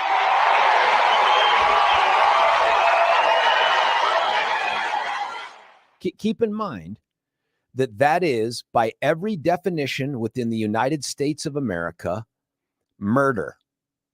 That is murder. And people in that crowd are cheering murder. Now, I think the thugs that run into these stores and steal the things ought to be handled pretty aggressively under the law and ought to be locked up and lose their freedom. But there is no version of America where you get to murder someone after they have stolen property from you. That's just not us. But the broader point is this: everywhere we turn in society, we are now encouraging and cheering the use of deadly force to resolve the problems amongst us. And so here's this story that Billy found. or not. Maybe it Kim was, Bell, oh, St. Louis, a youth football coach shot 4 times by a player's parent at a practice this week, said the gunman was angry because his son wasn't getting more playing time. Shaquille Lattimore, 30, said the parent first confronted him several weeks ago. A feud ensued, and it ended with the parent shooting Lattimore several times Tuesday night in front of the team of 9 and 10-year-olds. "I'm going to be okay," Lattimore said in an interview from his hospital bed on Thursday. "It's more psychological than anything else." The suspected gunman, 43-year-old Daryl Clemens, turned himself in and was charged Wednesday with first-degree assault and armed criminal action. Lattimore, a former football player at Vashon High School, volunteers as an assistant coach and defensive coordinator for a city recreational league team called the St. Louis Bad Boys. He coaches with his cousin. At Tuesday's practice at Sherman Park in the 1500 block of North Kings Highway, Lattimore said Clemens had his back turned and kept reaching into a pocket of his sweatsuit before opening fire. "I didn't see his gun until it was already too late," Lattimore said. "I ran, and he shot me in the back. I fell, and he shot me a couple more times." Lattimore said the gunman then stood over him, taunting him and pacing back and forth. "After he shot me," Lattimore recalled, "he was like, 'I told you I was going to pop your expletive.'" Billy, that's pretty good right there. Something out of that story, by the way, you get the gist of it here. Something out of that story that I struggle with is he was charged with some version of assault. Where's the attempted murder? You pull the trigger and shoot someone in the back. That's that torso thing that holds all of the organs you need to sustain life. That is attempted murder. Shooting someone in the back and then walking up on them and putting 3 more bullets in them, that is attempted murder. Why is he only charged with assault? Now, you should go look at this article online, and this is a problem that isn't unique to any specific demographic or socioeconomic subset. But this thing that took place in St. Louis, this guy, I mean, the part you may not have heard him say is, listen, this is a volunteer assistant coach for a city recreational league team, right? Like, this isn't a team where the future NFL stars are being born right there. It's not an NFL incubator. And this guy was so upset, he held on to this hatred for weeks. You better play my son more, play my son more, play my son more. Finally just came up and decided, I'm going to settle this with a gun. Now, we could be quick to say, well, hey, that guy was wrong. That guy was evil. It's a one-off. But is it a one-off? Is it a one-off? I mean, we have stories that Billy and I have put on the radio here before about just violence, not with the gun, but violence that takes place on these little league fields between parents and referees and all this other stuff. That resonates with me because I've just spent the last, 2 decades almost going to little league games for one child or another. I still go to little league games, and maybe it's not little league anymore, for Grammy. I see some of this, but nothing quite like this. And so, folks, is this a change for us now? Is this the new normal? Is this, and by the way, does President Trump have anything to do to encouraging this? Not what took place on the field. Don't misunderstand me. And it's not just about President Trump, because we don't need him to get here. It's just, this is another version of this, signing off on violence as an answer to the people with whom we disagree, as violence as an answer to a property crime. And I'm not diminishing property crimes, because I'm telling you, if I were the prosecutor where property crimes were occurring, my pledge would be every single person that steals, I don't care if it's a candy bar, a car, or a retirement fund, you are going to be incarcerated for some period of time commensurate with your record and what you stole. But everybody's tasting the loss of liberty when you steal from another person or place in our jurisdiction. So this isn't about forgiving them. But the idea that hundreds, perhaps thousands at this Trump rally would cheer the suggestion, the advocacy for the murder of somebody fleeing a theft that they committed. Where are we? Do you see this out there? Do you worry about this? Are you in agreement with this? Is this the right answer? Are you one of the folks out there? And please call me and tell me why this is okay. 303-696-1971. When you see things like this going on, when you hear the president advocating for this, do you say, well, sometimes you just got to accept that this is what happens in a free society. This is just America now. That some people are going to choose to run outside the law and settle things with the gun. This isn't new. This is just who we are these days. I'm concerned.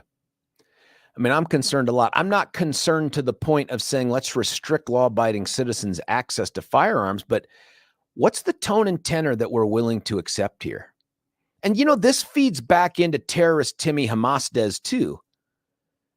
I mean, this is a guy that has been tolerated by the leadership of the Democrat Party to hang out with people chanting, cheering, and dancing around, not coincidental to the massacre down there in Israel, but in support of the massacre of Israel. And these folks say nothing. Now, our good friend Jimmy Sangenberger, who's going to do some fill-in work for me next week, by the way, he's got another column in the Gazette today. He's done a pretty good job. He's got two of them here on Timmy Hamas, terrorist Timmy Hamasdes. And the one he's talked about here is, hey, the Democrats are finally starting to come out and call out Hernandez. Jimmy, I respectfully disagree with you. Outside of Daphne Janae Michelson, who was born in Israel, who came out and she condemned Hernandez. Outside of her, what have you seen? I've seen nothing. You got 3 members out of 4 statewide elected state offices who are Jewish, who I presume have all been to Israel at least once. I have. Nothing, man. Crickets. Chirp. Nothing. And is that because we are at a place as a society where we're just okay with violence in circumstances where we really disagree with the other person? Is that it? And what's the answer here? How do we ratchet it back down to something else? How do we get to that place? I don't know the answer. I'd love to know that you have it. 303-696-1971. Here's some stuff. I took a look at Jenna Griswold. She's the Secretary of State. I took a look at her Twitter feed. And if she were just tweeting about Secretary of State stuff, you'd be like, okay, I get it. This isn't it. This is her 16 hours ago. She's tweeting out a story from Colorado Public Radio. Woodland Park teachers defy ban on speaking out publicly. Alleged district's policies are harming students.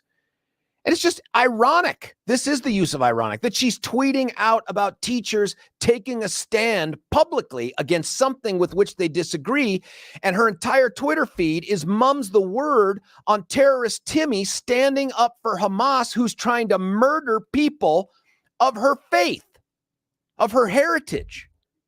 Former teacher who's trying to do that. Here's Representative Iman Jodah, who is a Palestinian. She tweets out 19 hours ago, I'm a Palestinian. I'm very proud of my heritage, but it's not lost upon me that people conflate the millions of Palestinian people with Hamas. That's very hurtful and very hard to combat. When I tweeted back, no response. It must be equally hurtful then to witness Tim Hernandez's celebration of Hamas's evil murder, kidnapping, and rape of the defenseless and unsuspecting in Israel. Do you condemn his conduct? Crickets. Crickets chirping. Here's someone that used to be on the Englewood City Council, was the head of Emerge Colorado. That's that super lefty group that says we support women candidates, but it turns out you have to be a super lefty woman to be supported by Emerge. Like they would never support Heidi Ganahl. They would never support a KBB. They would never support a Rose Puglisi or Barb Kirkmeyer. So this is her tweet 23 hours ago.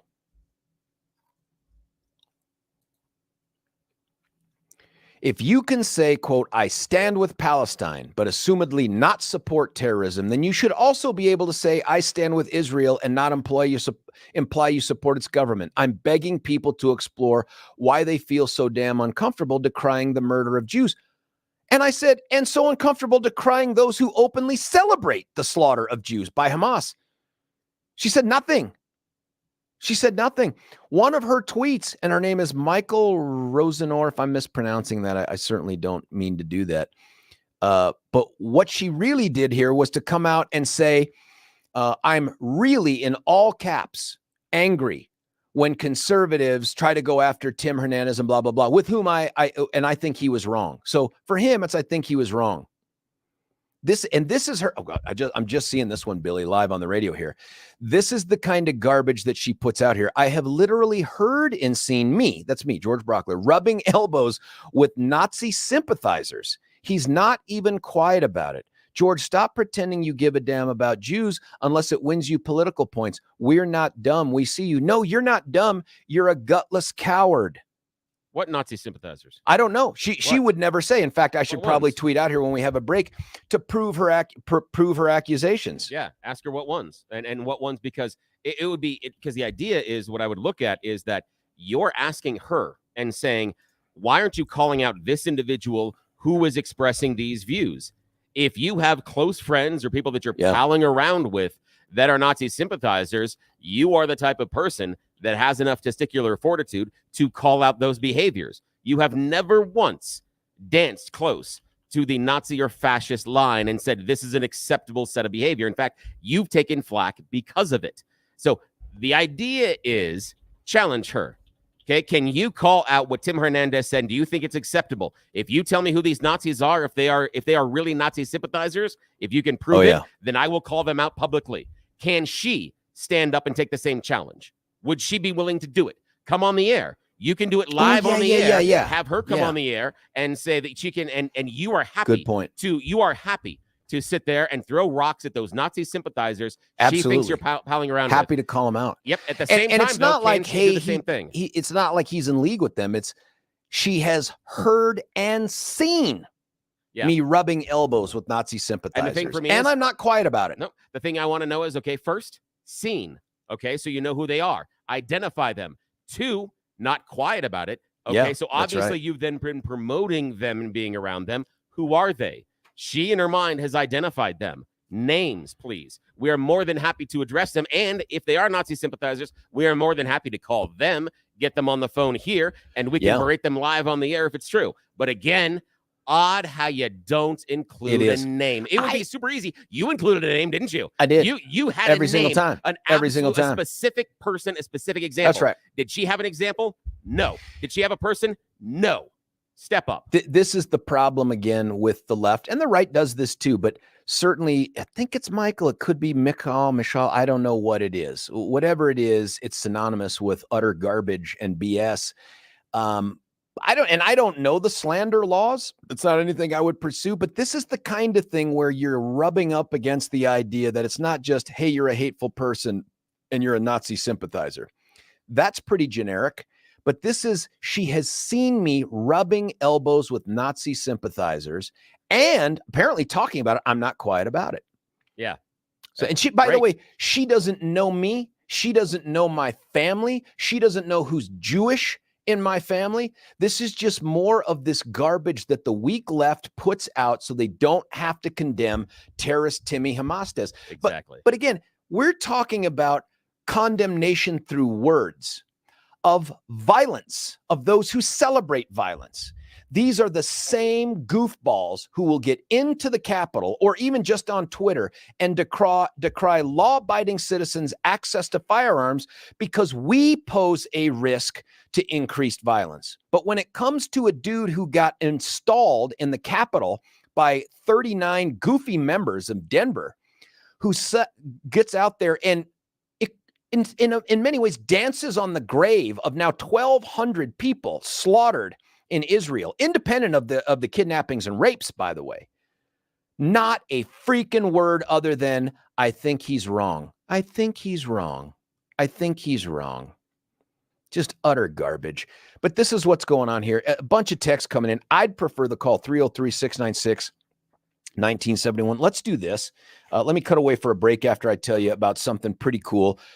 New advertisers for the show, and I love these folks. It's called Roll 'Em Out Shelves. Here's why I love them. Joyce and Brent Tolliver have had this company going for a long time. Everybody has heard of them, but not everybody has yet used them. They're in the business of making your kitchen pretty freaking awesome. And in that way that you can't see, but you feel it.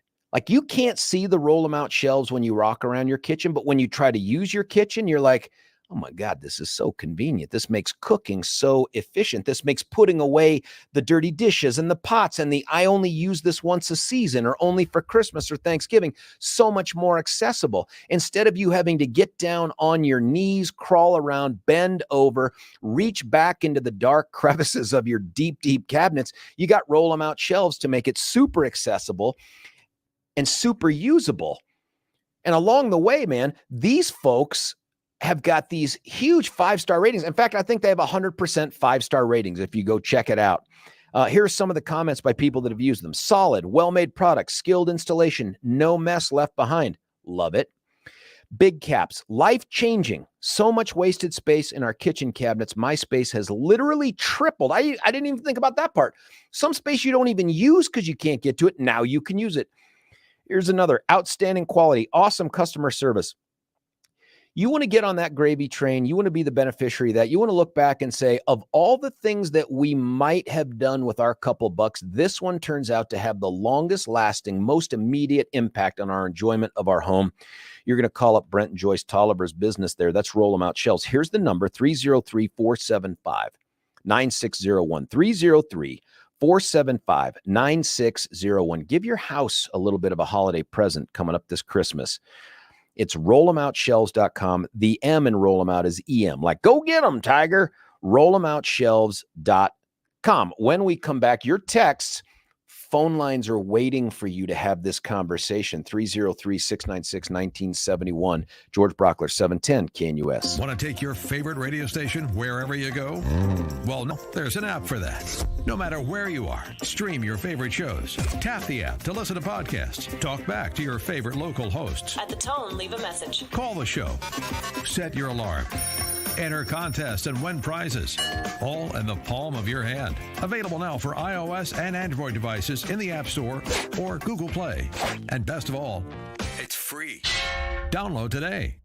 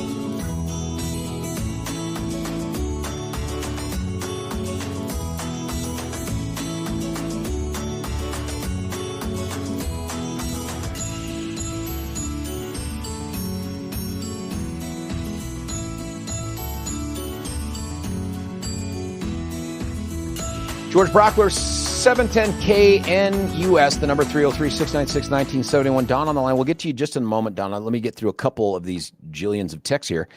George, this is part of the coming Civil War idea because according to her and many Dems, all R's are Nazi sympathizers. That's another thing, man. I've grown so friggin' weary of those on the left who throw around that Nazi label. There are real Nazi sympathizers. The Nazi thing is real. But when you use that as your label to beat down any conservative or Republican with which you disagree, where there are all Nazis, there are no Nazis. Where everything is about Nazism, nothing is. It cheapens it entirely. But she doesn't care, man. She's a political hack. I called her out on Twitter. Let's see if she has the guts to do anything. Like, I don't know, even call out Timmy Hernandez. I'm sure that she would name, this is Joan. I am sure that she would name Dave Williams. That's, you know what? If Dave Williams had been on those steps in the exact same position as terror-loving Timmy Hamas does, there's no doubt he would be excoriated to this day. People would be screaming on air about him. Hosts of TV shows. Says you ratchet down the societal anger and violence by first holding criminals accountable and jail them. Personally, my internal infuriation grows each time I hear of injustice, like Colorado passing laws soft on crime, prosecutors refusing to do their job, and police being held liable for the idiots who caused their own fate. I believe we are seeing the final straw more frequently. I get the sentiment. I do. I hope you're wrong. I don't want us to be anywhere near. There should be no final straw. Everything should be a struggle to get back towards the idea of justice and peace under the law. Not justice as just some random group decides what justice is for them, or peace because we force it on people at gunpoint or through government overreaching, but through the system that we have. I just don't want us to get to the final straw. Here's one, George, the Elija McClain case. Seems to me that a scalp had to be made to appease the community. Even the medical examiner couldn't determine a cause of death or who was actually responsible. Was this justice? Initially, no criminal charges were recommended. Please correct me if I'm wrong. Nope, you're 100% wrong, Gino. In fact, the medical examiner they had to go find was that activist who was just right before his testimony launching his book and his podcast on how white cops are killing black men in custody. That's the guy Phil hired to come out and give testimony in this case. But here's the deal, man. Jury got to consider that. They got to consider his testimony. They got to weigh his credibility against the evidence. I don't know that they completely believed him, but they found enough evidence there to link Rodema to the death of Elija McClain. Pardon me, sir. Speaking of credibility and lack of credibility in things, I'm going to derail this show right now because we have a very special guest caller. This is a person that is joining us. No, it's joining us on the hotline, and he and I have planned something, and we've got something very special today. All righty, sir. We are on the air. Are you ready on the count of three? 1, ready. 2, 3. I know already. Happy birthday to you. Happy birthday to you. On the head. Happy birthday, dear George. Back. Oh, that's great. Happy birthday. Happy birthday. Happy birthday. I'm going to let you talk to this special man. That's my dad, Nanette. What people don't know, unless you're watching the YouTube or the Rumble, is that Billy did that dressed like Marilyn Monroe in that John F. Kennedy version and stood right there at the microphone, awkwardly doubled over, rotating his shoulders. Frankly, I don't think that I'll make it through the day, buddy. I think I'm going to stab my eyes out. Dad, thanks for calling in on that. What? I thought you were going to call in. What compelled you to sing? It was a brilliant suggestion by Billy. Oh my God, I should have known. You gotta meet this Billy guy. But by the way, Annette wanted to wish you a happy birthday too. And I said thanks to Annette as well. I can hear you in the background. Thank you. We hope to get to celebrate with you soon. All right. Yeah, me too. For folks that don't know, and I've tried to keep it a secret for these many years, my birthday is coming up. It's not today. It's not Friday the 13th, but it's next week when I am out of the country and off the air. And Dad, I just can't believe it. When you were my age, Dad, which I'm going to be, I don't even want to say it out loud, 54. But when you were 54, How old was I and Eric and Lisa? Oh, let me think. You were, let me back up a little. That was, good grief, 27 years ago. So you were just a youngster of like 27. Eric was like 23, and Lisa was like still in high school. Unbelievable. But I know. your oldest was already out of law school Oh, and a you're out of law- prosecutor in Jeffco. Your other That's boy right. was out of the house, and then you had that high schooler. I still have, Grammy, who's going to be 14 next month, and still have Jeffy, who's 16 in the house. We obviously started a little bit later. Dad, I appreciate this. I don't know if you remember 54. Was it a good year? I'm looking forward to it. 54 was, actually it was marred by that was when your mother was Oh, going. Dad, thanks for reminding me. Yeah, I forgot that would have been 96 then, right? Yes. Yeah, She so was. 96 for folks, and we're sort of beating around the bush here. That was the year that my mom was diagnosed with brain cancer. And Yeah. it was a That tough was. one. I remember It that was now. it was a mixed year that year because she was granted a year of relief from all of that, and which she continued her usual, pace of doing stuff. And but anyway, and then things went downhill after that. But anyway, that was that was a very different year. I feel like an idiot for asking the question, but now let me just say, Dad, with all the respect in the world, I want a much better 54 than you had.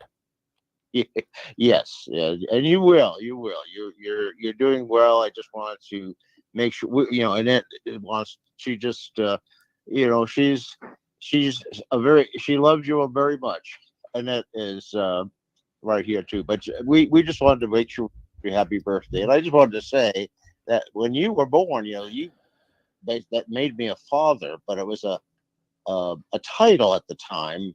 And being a father is kind of like an OJT thing. You have to learn how to be a father, and unfortunately, I got to practice on you.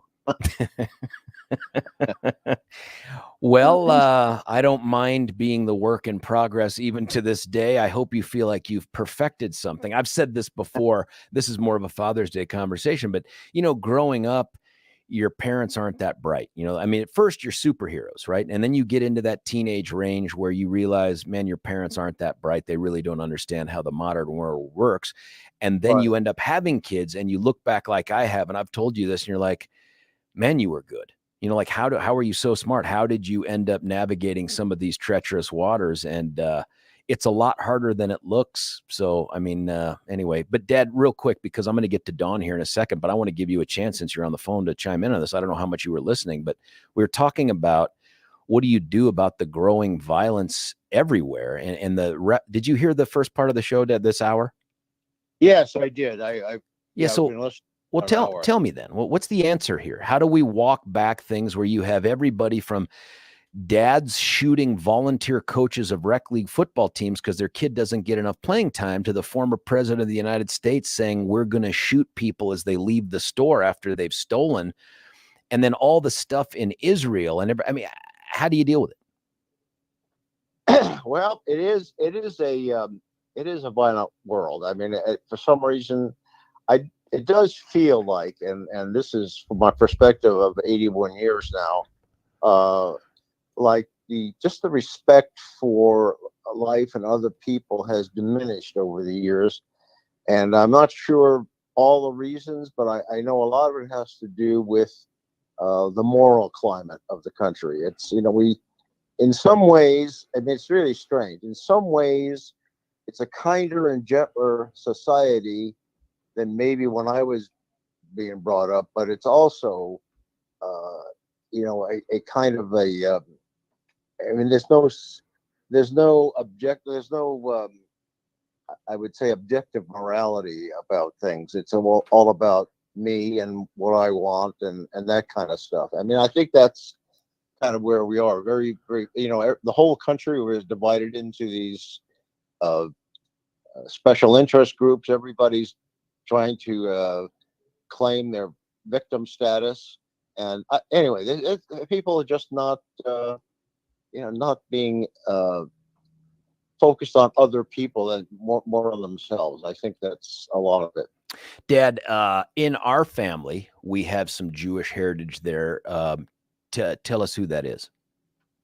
My grandfather was Jewish. We believe they were from Russia. They were Russian Jews, and he was Jewish, and so therefore but his wife, the mother of my mother, my grandma, was not Jewish. So it's kind of diminished the well, it's how they pass it down. I mean, it can go down through mom, it can't go down through dad. There's something that happened there.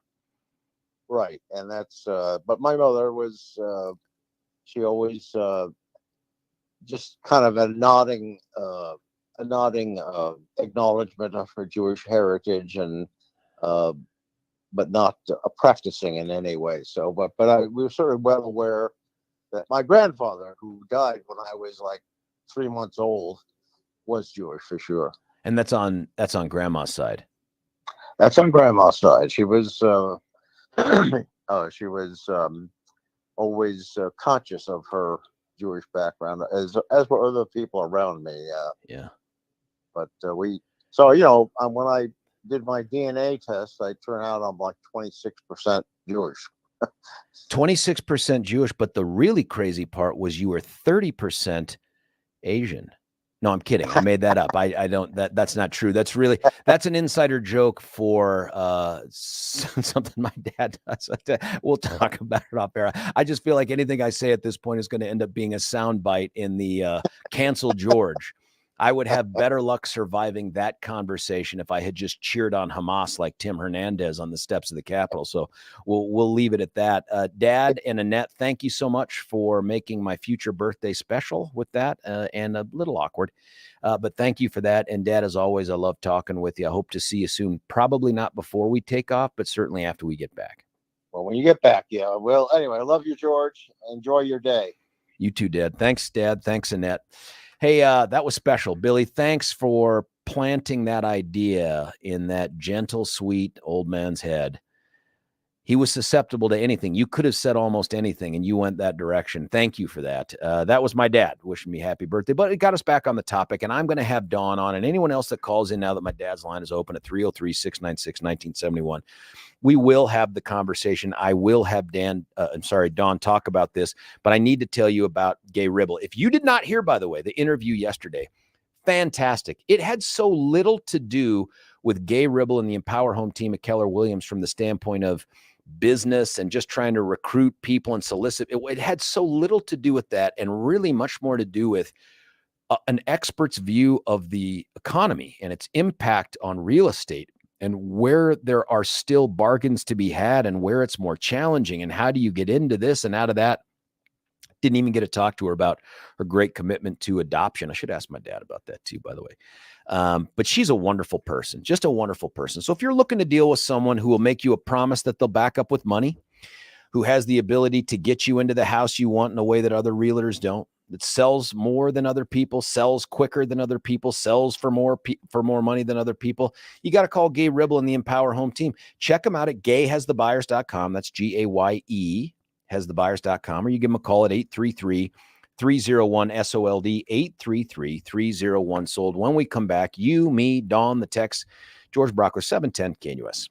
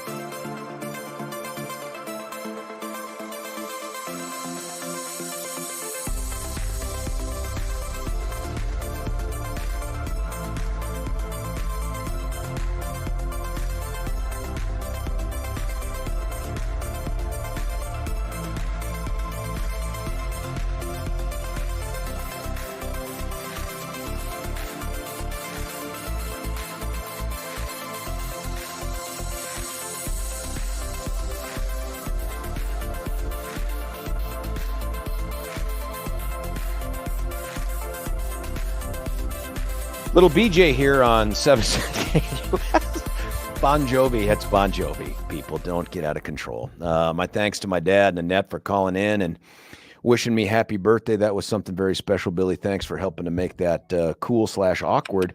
Dawn, I promised I'd get you on. I can't thank you enough for your patience as we went through that other kind of personal thing. But Dawn, what do you think? Well, happy birthday. Thank you. Thank you. You're welcome. Well, you were just talking about, how can we ratchet back? Right. How do we do it? And I know there's no real simple answer, but I was reading something the other day, and right now I can't remember the author. Sorry. But they were talking about all the different things going on in the world that changes a lot for the worse. And the thought was, and I really think this is true, that we need to get back to truly supporting marriage and family. Otherwise, and this was the quote from the book, it's like moving deck chairs on the Titanic. Well, so don't you hate that idea, that fatalistic sense of, hey, we're not going to get there from here? Like, I understand the texture that said too, hey, I think we're close to the last straw and all that. I mean, I don't want to believe that. As bad as things are, is this the worst it's ever been in America? I mean, do you and I even have the perspective to say that? I don't think we do. And I think there's been a lot of really awful times in the world and in America. And we're going through some of that now. I think, though, it's like I don't know. It's kind of like one of those things where you have this saying, look before you leap, but he who hesitates is lost. It's that kind of thing where I think we have to face the issues. We can't go into denial, but you're right. I mean, I have so many good friends. I meet so many good people. I really do. I think the voices that are, just like you were talking about the fellow that, what do you call him, terrorist Timmy? Right. I mean, yeah, right. They're louder.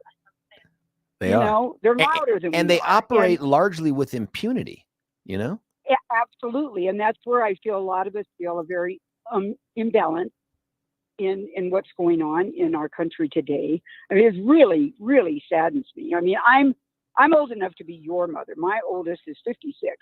And, wow. And I, we have 9 kids and like 31 grandkids. Did you just say 9 kids?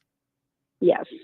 You are a superhero. I mean, it must be great to be alive because your path to heaven is paved with gold. 9 kids.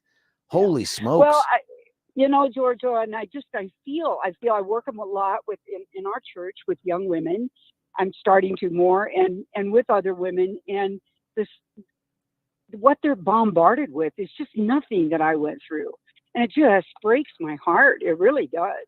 I mean, I was a total tomboy. I ran around bare-shirted when I was a kid and had my mom cut my hair short. And can you imagine if I was that way today and what the kids get, what they get confronted with?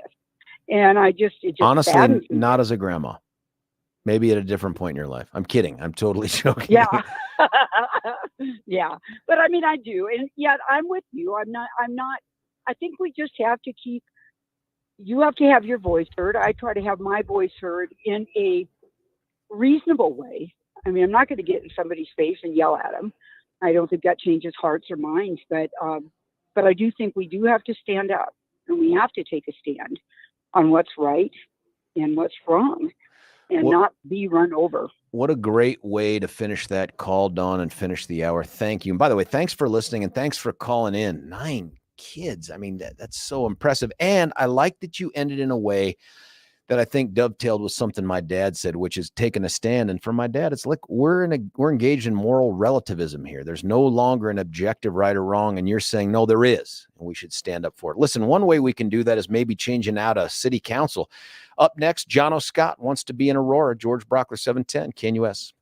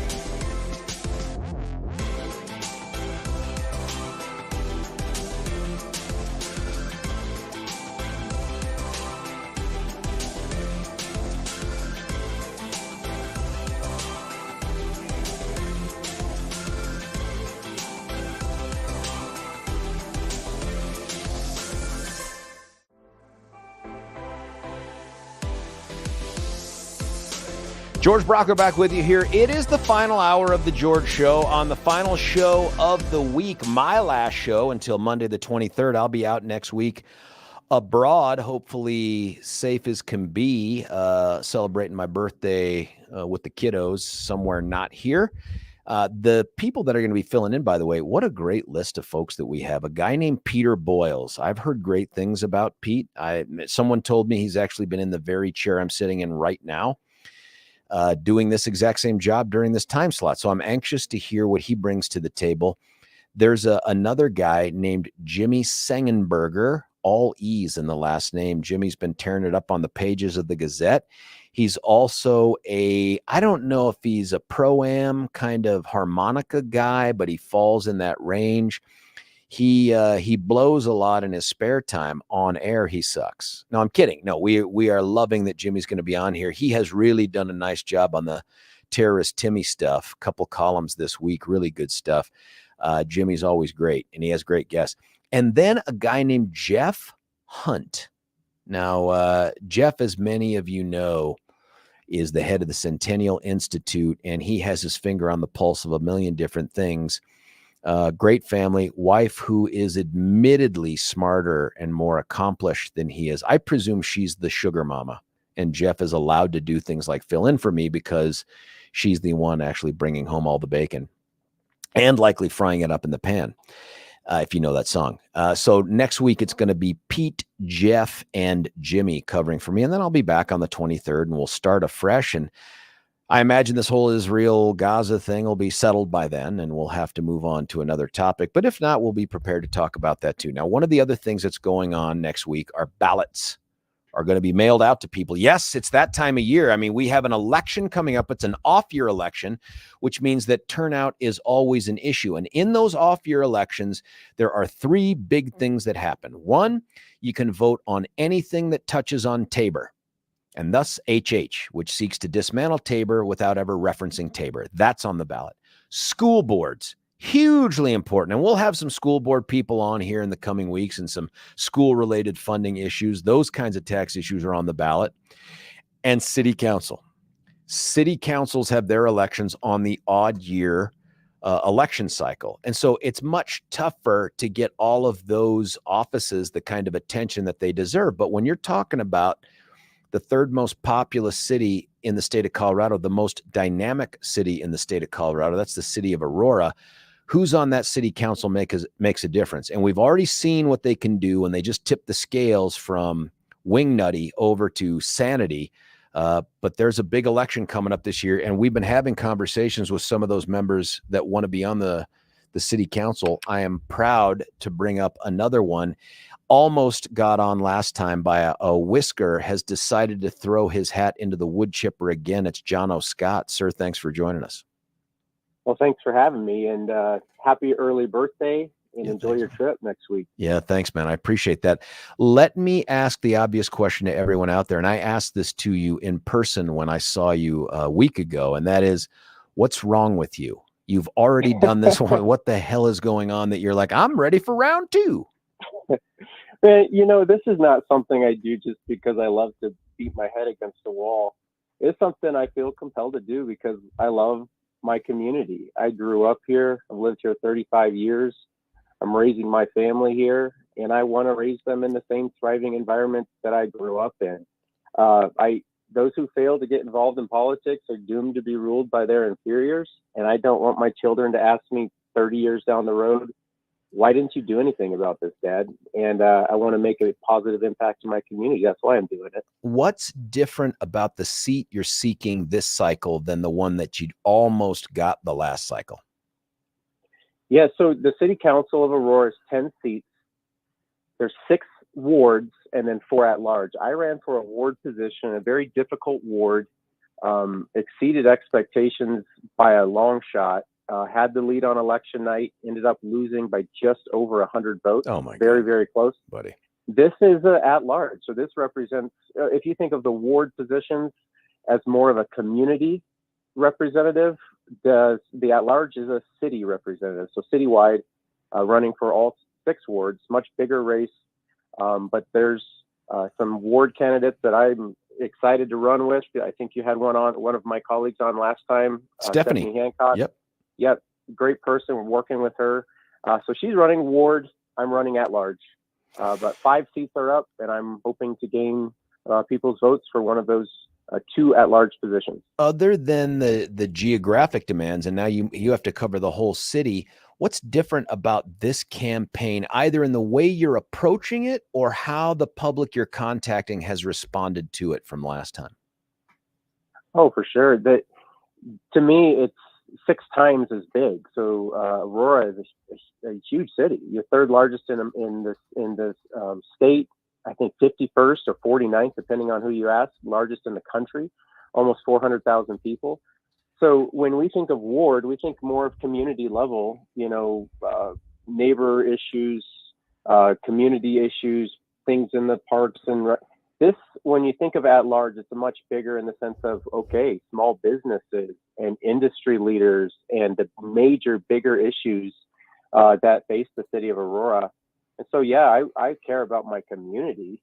That's why I ran for a ward position last time. I'm looking forward to represent my community, but I'm looking forward to represent my city on a citywide and just bring back some common sense to city council. The last 2 years, I've had the privilege of running with Dustin and Danielle and Steve, close friends of mine. I love them, but I'm looking forward to join them and continue the trend that has taken place over these last 2 years. And I mean, we've taken baby steps, and I'm looking forward to lurching forward with them in common sense values to address what Aurora's facing right now. Are the issues that you're talking about or hearing from Aurora constituents about different today than they were 2 years ago?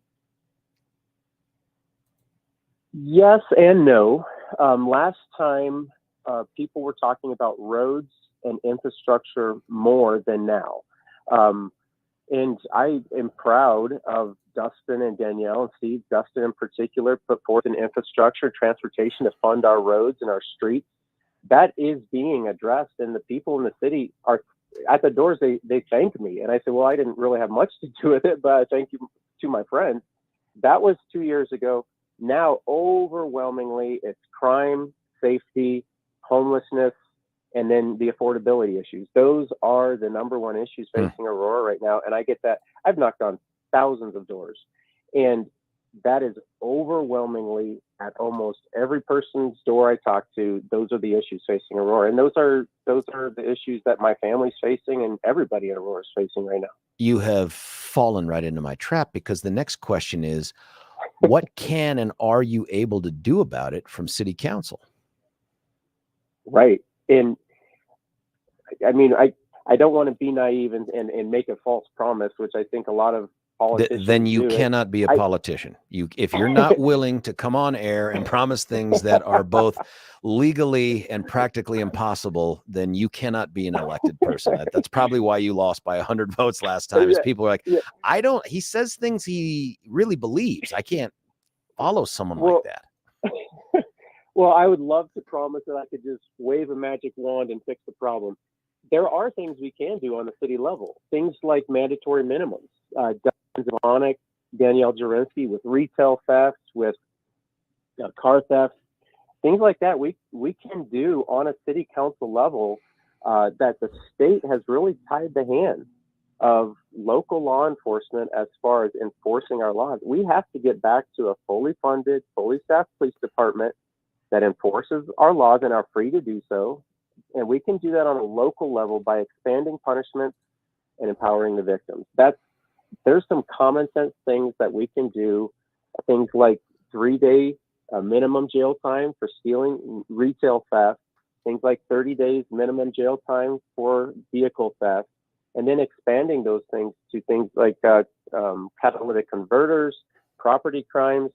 I am about enforcing the law and expanding punishments and letting, I've said this over and over again, and I believe it. We have to let people know that Aurora is open for business and closed to crime. We're talking with Jono Scott. He's a candidate for one of the at-large positions for Aurora City Council. Those ballots go in the mail on Monday, Jono, or do they get received on Monday? What's the timing? they're sent out on Monday. So some people will be receiving them on Tuesday, some on Wednesday. But yeah, they're out next week, and then you have 3 weeks to turn them in. And I need all the help I can get. Time, talent, treasure, volunteers, and then just spreading the word. One thing I learned from last time, losing by 100 votes. I mean, for 2 years I've been mulling it over in my mind. That would haunt me. Yeah, and I want to encourage people: tell 10 people about me and my fellow candidates, and say, hey, turn in your ballots. We can legally and ethically encourage 10 other people to turn in their ballot and actually help them turn them in. We can't fill them out for them. We can't do anything fishy. I'm not about anything illegal, but I am saying let's convince 10 other people, including if we need to pick them up and drive them or help them turn in their ballot. We need to convince 10 other people to turn in their ballots for common sense candidates in Aurora. Jono Scott, candidate for Aurora City Council. I will say this. You're not saying this. This is me, Billy, saying this. Actually, George. I had on in the past one of the bigwigs from the Secretary of State's office, and they confirmed for me that practically speaking, it is impossible to enforce the 10 ballot limit on this ballot harvesting stuff that you hear people talk about. It's impossible to enforce it. I don't know that anybody's ever been charged with it. It's impossible. I appreciate, though, that even in that environment, you're still saying, and it's consistent with your message otherwise, I want you to follow the law. I don't want you to do what's politically expedient. I want you to follow the law. And that's refreshing, man. Thank you for that. But now the hard question. Housing is an issue everywhere in the metro area, maybe even across the state of Colorado. What can Aurora, and specifically a new city council member like yourself, do to positively impact the housing situation? Yeah, bottom line, the common sense answer is we need more value and volume. We need to build more houses, and in the TOD sites, transit-oriented design sites, we can have some density. But then people also like the Heritage Eagle Bend, the Blackstones, the South Shores. They like living in neighborhoods that are spread out. So we don't need to focus only on small units, only on middle, and only on large houses. We need really all three of those segments right now. The construction defect law on the state level, we as city council have very little control over that. But ultimately, we need more entry-level housing, specifically condos, smaller entry.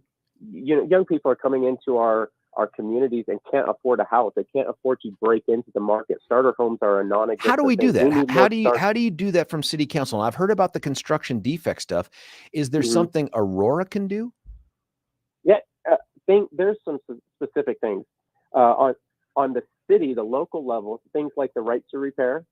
Where if a developer or a builder is sued, they should be able to have the right to remedy, right to repair. They should be able to say, hey, can we fix this problem in a way that the homeowner or the person that lives in that dwelling place, that housing unit, can be able to have a fast and a secure way to fix that problem, that if it's a defect, that can be fixed.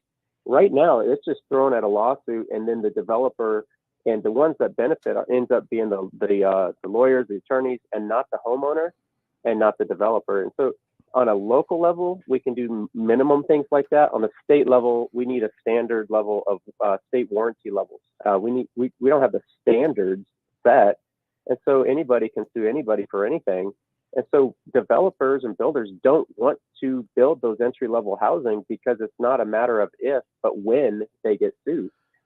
So we can do minor things on the local level, and a lot of times it's the state-level issues, but we can address what we can address on the city level. Jono Scott, let me ask you this too. How many folks are out there competing for this seat? There's 2 at-large seats available, and there's 4 candidates. I'm one of those 4 candidates, and I ask that people would vote for me as one of those 4 candidates. Is Stephanie running for a ward seat, or is she running at large too? I can't remember now.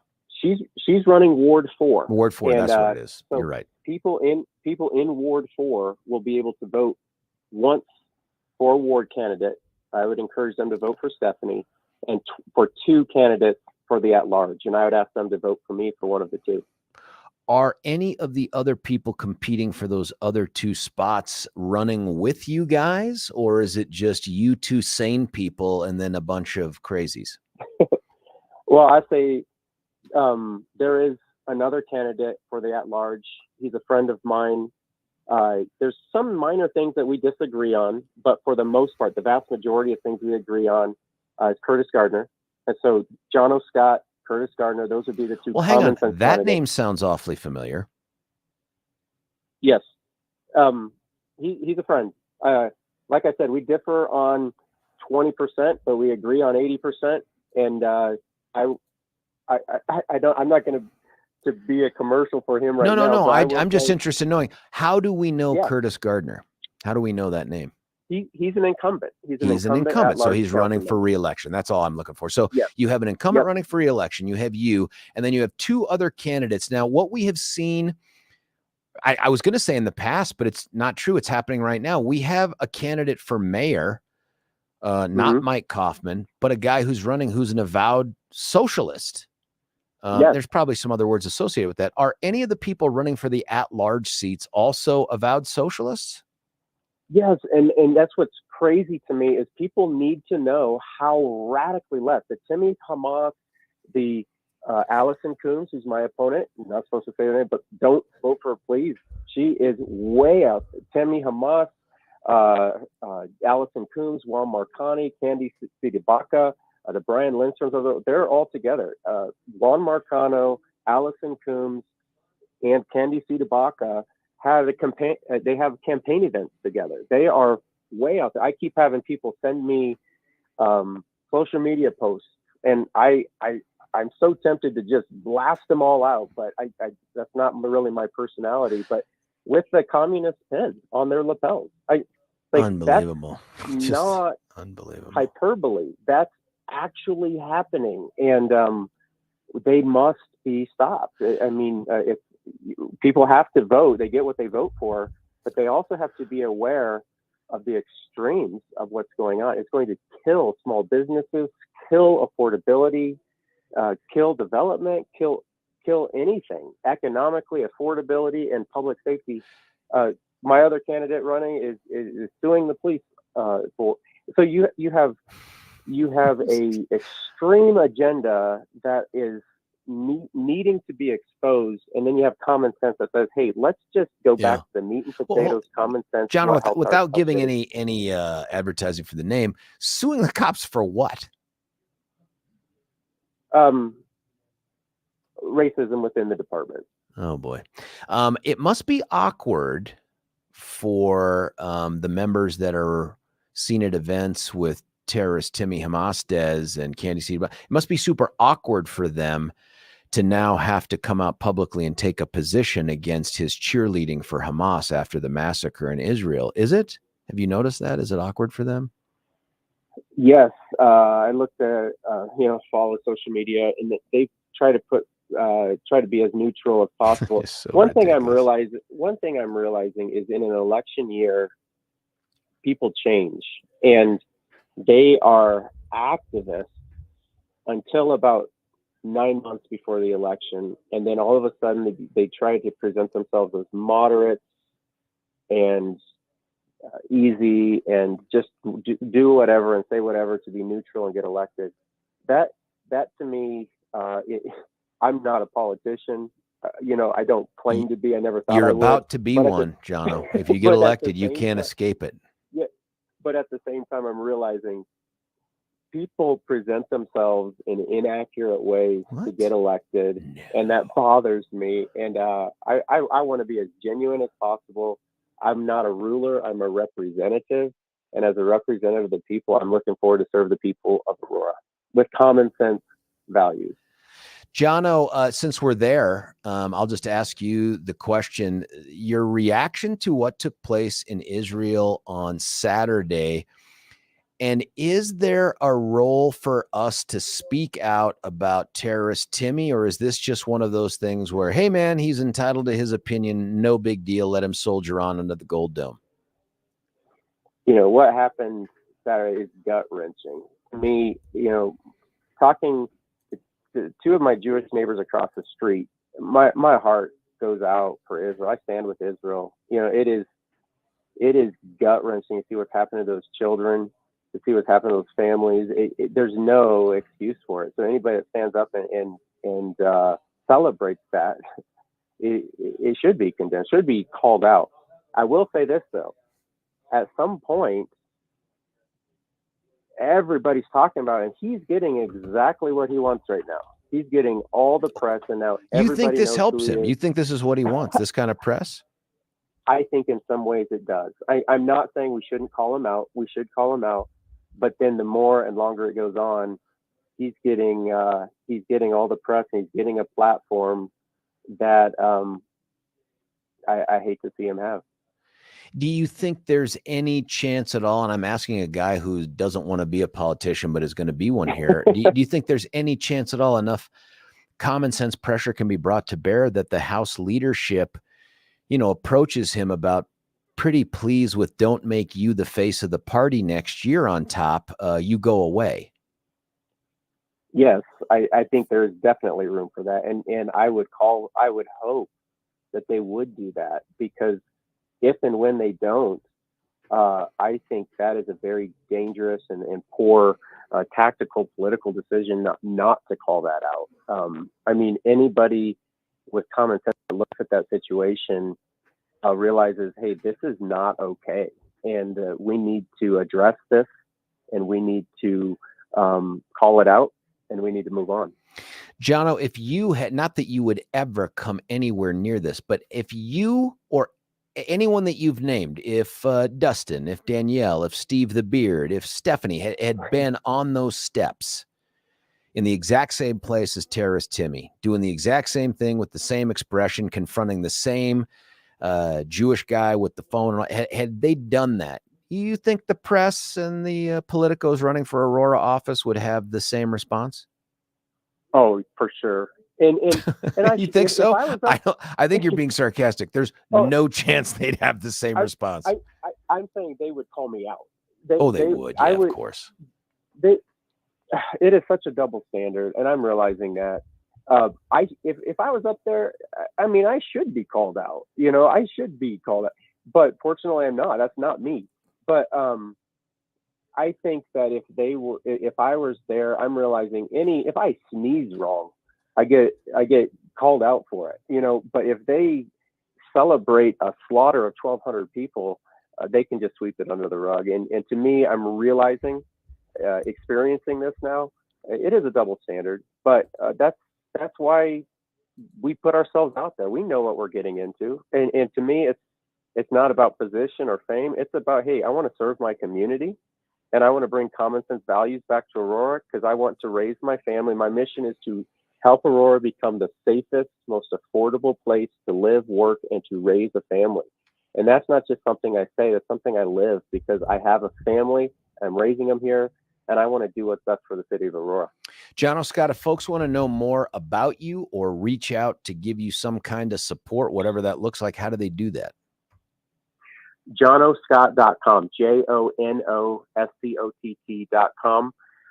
I have links on there, how you can volunteer, how you can donate. I'm at 96% of my budget. I need more to implement marketing and voter outreach and get out the vote. If you could send in a donation, I would really, really appreciate that. But we need to get out the vote. We need people to know who to vote for and to vote, and we need to encourage others to do that. And I need help. I can't do that on my own. Say the website one more time. JonoScott.com, Aurora City Council at large. I would appreciate your vote. Jono, I can't cut you loose now, because as I'm sitting here listening to you, I'm thinking, where did Jono come from? I was on a soccer team with 4 or 5 different Johnnies, Johns, Jonathans, and my dad just would say, "Go John, go John," and it just merged into "Go Jono, go Jono." And ever since I was a little kid, I still coach in my community. I have games on Saturday, 4 soccer games with my kids, and I'm coaching. I love it. But I grew up, and my dad just said it, and it stuck ever since I was 5 or 6 years old. My full name's Jonathan. It's Jono.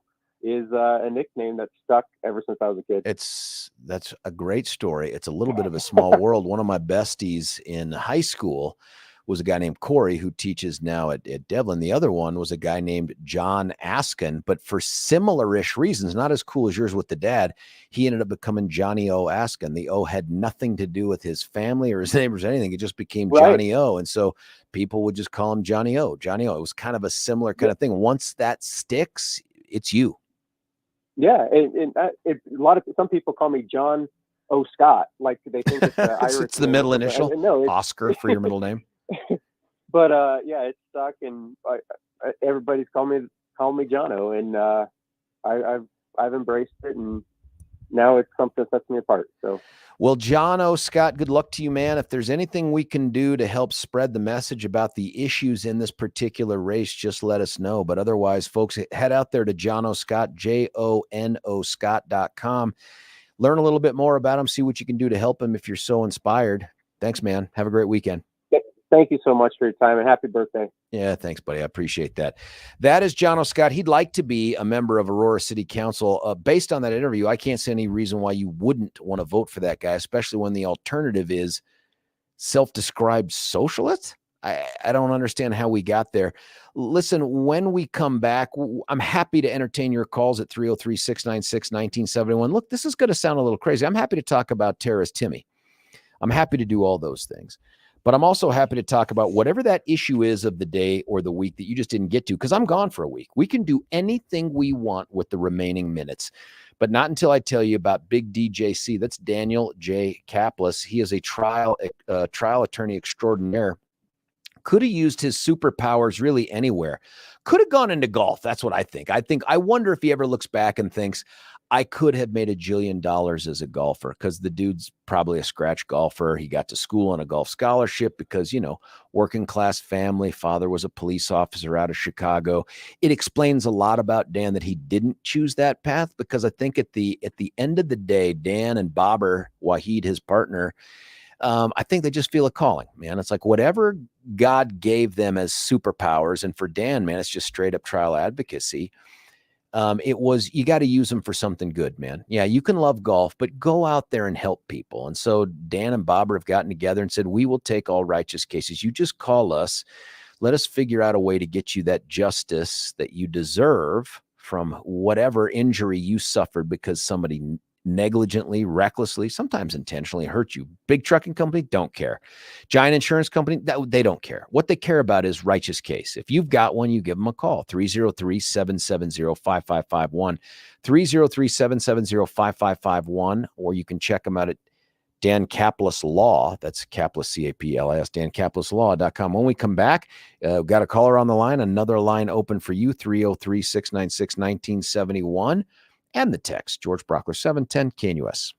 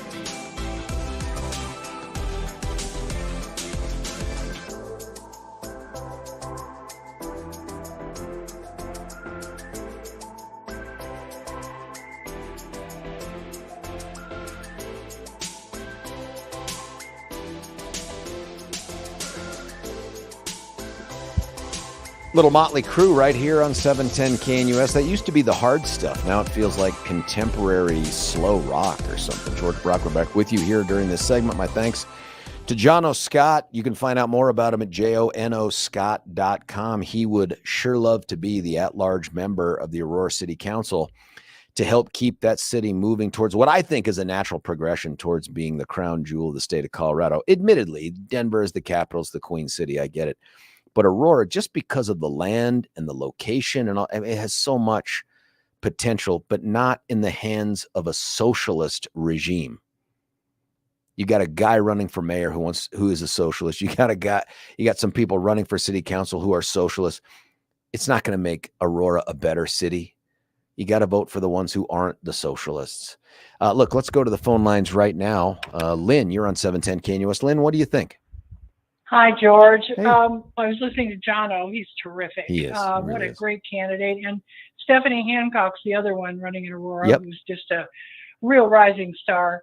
But the reason I'm calling is, this is an election that gets a low voter turnout usually because it's an off year kind of, and people haven't paid much attention to school board races and city council races. But now Republicans are realizing how critical these races are. But the problem is it's nonpartisan, so there's no R or D That's right. by their name. Good point. Great point. Yes. And so what we've done is we've put together, at least for Arapahoe County, a list of all the cities in Arapahoe County and all the candidates that conservatives, Republicans should vote for.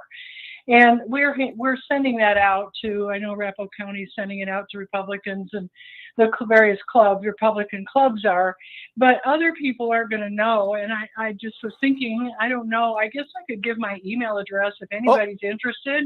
Billy just shook his head. He thinks that's dangerous. He thinks that's it. Oh, it is? Billy, what's the best thing to do for us to help Lynn help others? That's a hard one because we don't want to announce things like emails and stuff like that open on the air. Yeah, that's a tough one. What about if we had Lynn's email and folks or is there a website, Lynn? Something that's much more. Well, no, here's what we're doing. Yeah. Dustin Devonik and Daniel Jurinsky last year felt the reason they won was because they didn't have designation of RD. Right. And they could just talk issues. In fact, Dustin's being a big proponent of doing away with that, making all elections. I know, I've heard. Yeah, it's interesting. Yeah, but anyway, so they do not want to publicize what their affiliation is. So we're trying to just reach Republicans, and I think it's pretty much Republicans who listen to your show. So I don't know. I guess so. We don't have it published on a website, so that becomes the problem. I guess they need to call their county chair and ask. Yeah, get the party list from the county chair. They'll have it broken down by address, and hopefully they have a complete email list, and they could hit it there. I mean, that would be something. Well, they will. They're planning to send it out.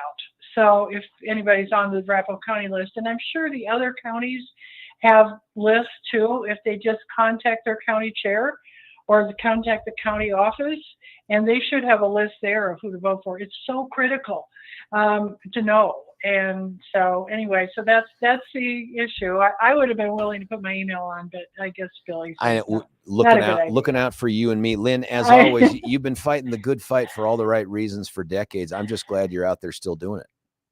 Well, thank you. I can't stop. Don't stop. Lynn, thank you so much. Lynn's line is open, 303-696-1971. I love listening to Lynn. She's always got something that she's doing to try to advance the cause. She's not a person that just sits around and bemoans the current state of affairs. She's a change agent. I really appreciate that about her. You know who else is a change agent for your house before we get to Jay from 710? Or for 710 is our buddy Mitch Flory with the Art of Granite. Now, Mitch was going to be in this week. We had Gay in yesterday. Mitch is going to be rescheduled. I hope for the week after I get back into town. I just want to have another great conversation with him. His backstory is so good. But you know what's better than that is really how he's approached being an American businessman here. He's just old school. I mean, if you're looking for someone that wants you to come out to the shop so that he can put his hand in your hand, look you in the eye, tell you you're going to get the best quality here, and you believe it and you know it and it will happen, That's Mitch Floria. Guy does kitchen countertops, bathroom countertops, finished basement counter. This guy does it all, and he does it at wholesale prices. All you have to do to even get a better deal than that, just tell him you're a 710 listener. Just tell him you're a George listener. He's going to set you up with a free bathroom countertop with any kitchen countertop package. Or if you're like, maybe I just want to do the one room now, I'll do another room later. That's cool. He'll throw in the kitchen sink for free. Easy to get a hold of Mitch. Call him on a cell phone. And this is crazy too. Here we are saying, don't put Lynn's email out. Mitch Floria throws caution to the wind and says, call me on my cell phone, 303-386-5919, 303-386-5919, or you can check him out at theartofgranite.com, theartofgranite.com. When we come back, Jay, there's an open line. Lynn's line is open, and some of the final text to wrap up the show. It's George Brauchler, 710 KNUS.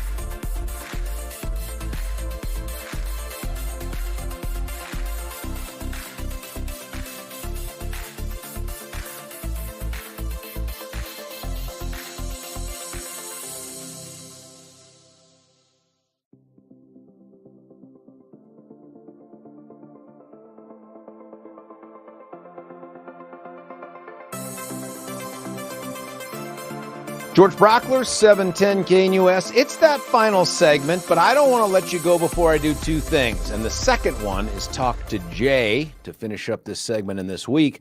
But what I'm holding right here in front of my face, and if you're on the YouTubes or the Rumbles or whatever the hell else it is we do on video, what you're seeing right there is, no, not me flipping you the bird. It's me flipping you the Ultra Cur.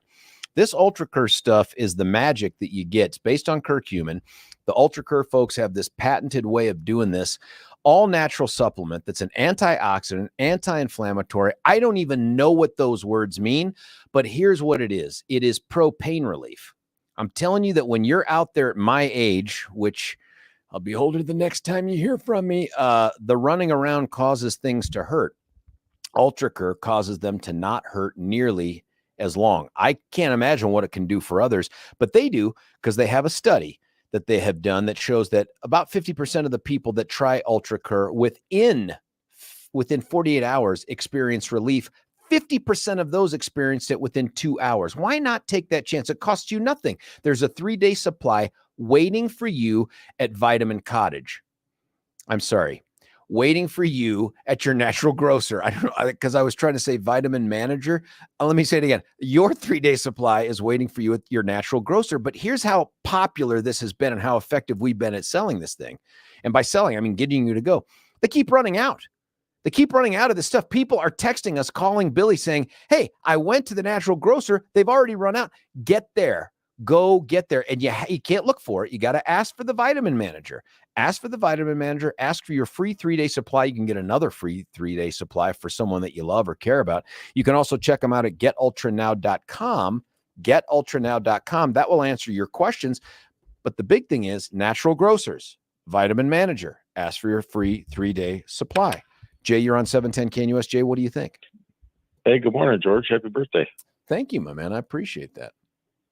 I just sent some photos in of you when you were running for the Attorney General when you were at MC1. And, oh, yeah. Deborah Flora was interviewing you at Coleman High School. Oh, man, I remember doing the MC. I've missed that the last at least 2 years now. I've missed the MC1. Oh, ride with us next year. It's a great time. It will have to be something that has 3 wheels minimum, because I just don't have either the equipment or the skill set. Well, Peter Boyles rides a 3-wheeler now, a real nice one. Oh, does he really? Yeah. Oh, I'm going to have to go check that out. Brand new Harley. Mm-hmm. Yeah, that allows him to text while he drives. I mean, so what are your thoughts, man? What's going on? Oh, I just wanted to call in and say hello. It's great. You know, actually, what I enjoyed most was you talking to your father. Those of us that have fathers that have passed on, you know, it's always such a pleasure to hear someone interact with, their parents. It's good. I don't know if he thinks about it, and I hate to have him hear me say I think about it, but I do think every time something like that happens, Jay, where another friend of mine, one of their parents moves on, I think to myself, how much time do we have left? You know what I mean? Like, and I know I'm going to look back and say, you only lived 35 minutes away from your dad. Why didn't you go see him more often? And it's not because of a lack of will or even ability. It's just so many other things become that easy excuse to not do it, because you're like, well, I got to go run Graham to baseball. Jeff's got this thing up the road that I want to go support him on. Trey's up at CSU and I want to do Parents Weekend. It's just all the other things in life keep you from bridging that little gap that I know when he's gone, I'm going to look back and say, you are such a dumbass. Why didn't you dedicate more time to this?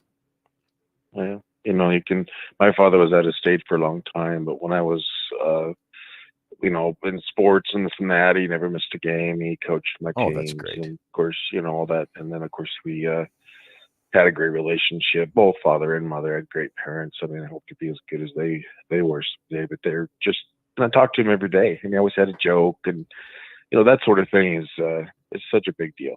It really is. You got any big plans for the weekend, man?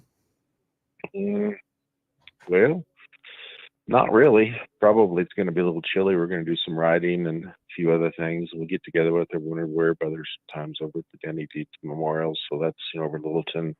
And I think that'll be either Sunday or next Sunday. And do some family things. if possible. When you look back, by the way, on some of the stuff that we covered this weekend, it's still out there, whether it's the Israel thing, or I'm really interested in what's the answer with terrorist Timmy Hernandez?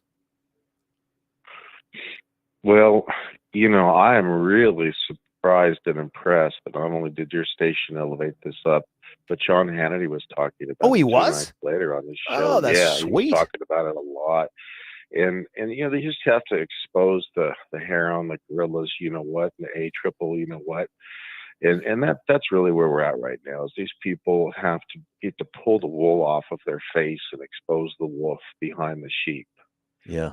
I think they're so bad. It doesn't shock me that there are people out there who hold those views, and I think they're entitled to express themselves. I'm actually thankful that he's done it so we know who he is.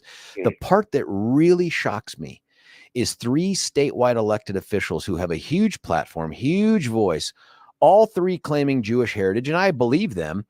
All 3 will spend this last week tweeting, "I stand with Israel," but they'll refuse to condemn terrorist Timmy. They'll tweet out, "The leaves are changing." They'll tweet out, "Teachers have stood up to the horrible people down in Woodland Park."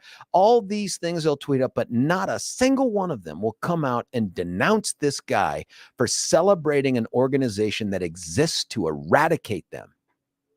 Yeah. I mean, and not only eradicate them, but for instance, our governor, who's not only Jewish, but he's gay. Yeah. They throw people off buildings with their hands tied. You're right. Over there in Iran. I've seen it personally. They throw them off the building. I'm sorry we waited this long to have this conversation, but thank you for finishing off the show. I'll be back in a week. Pete, Jeff, Jimmy, they'll all be in for me. I'll see you next time. George Brauchler, 710 KNUS.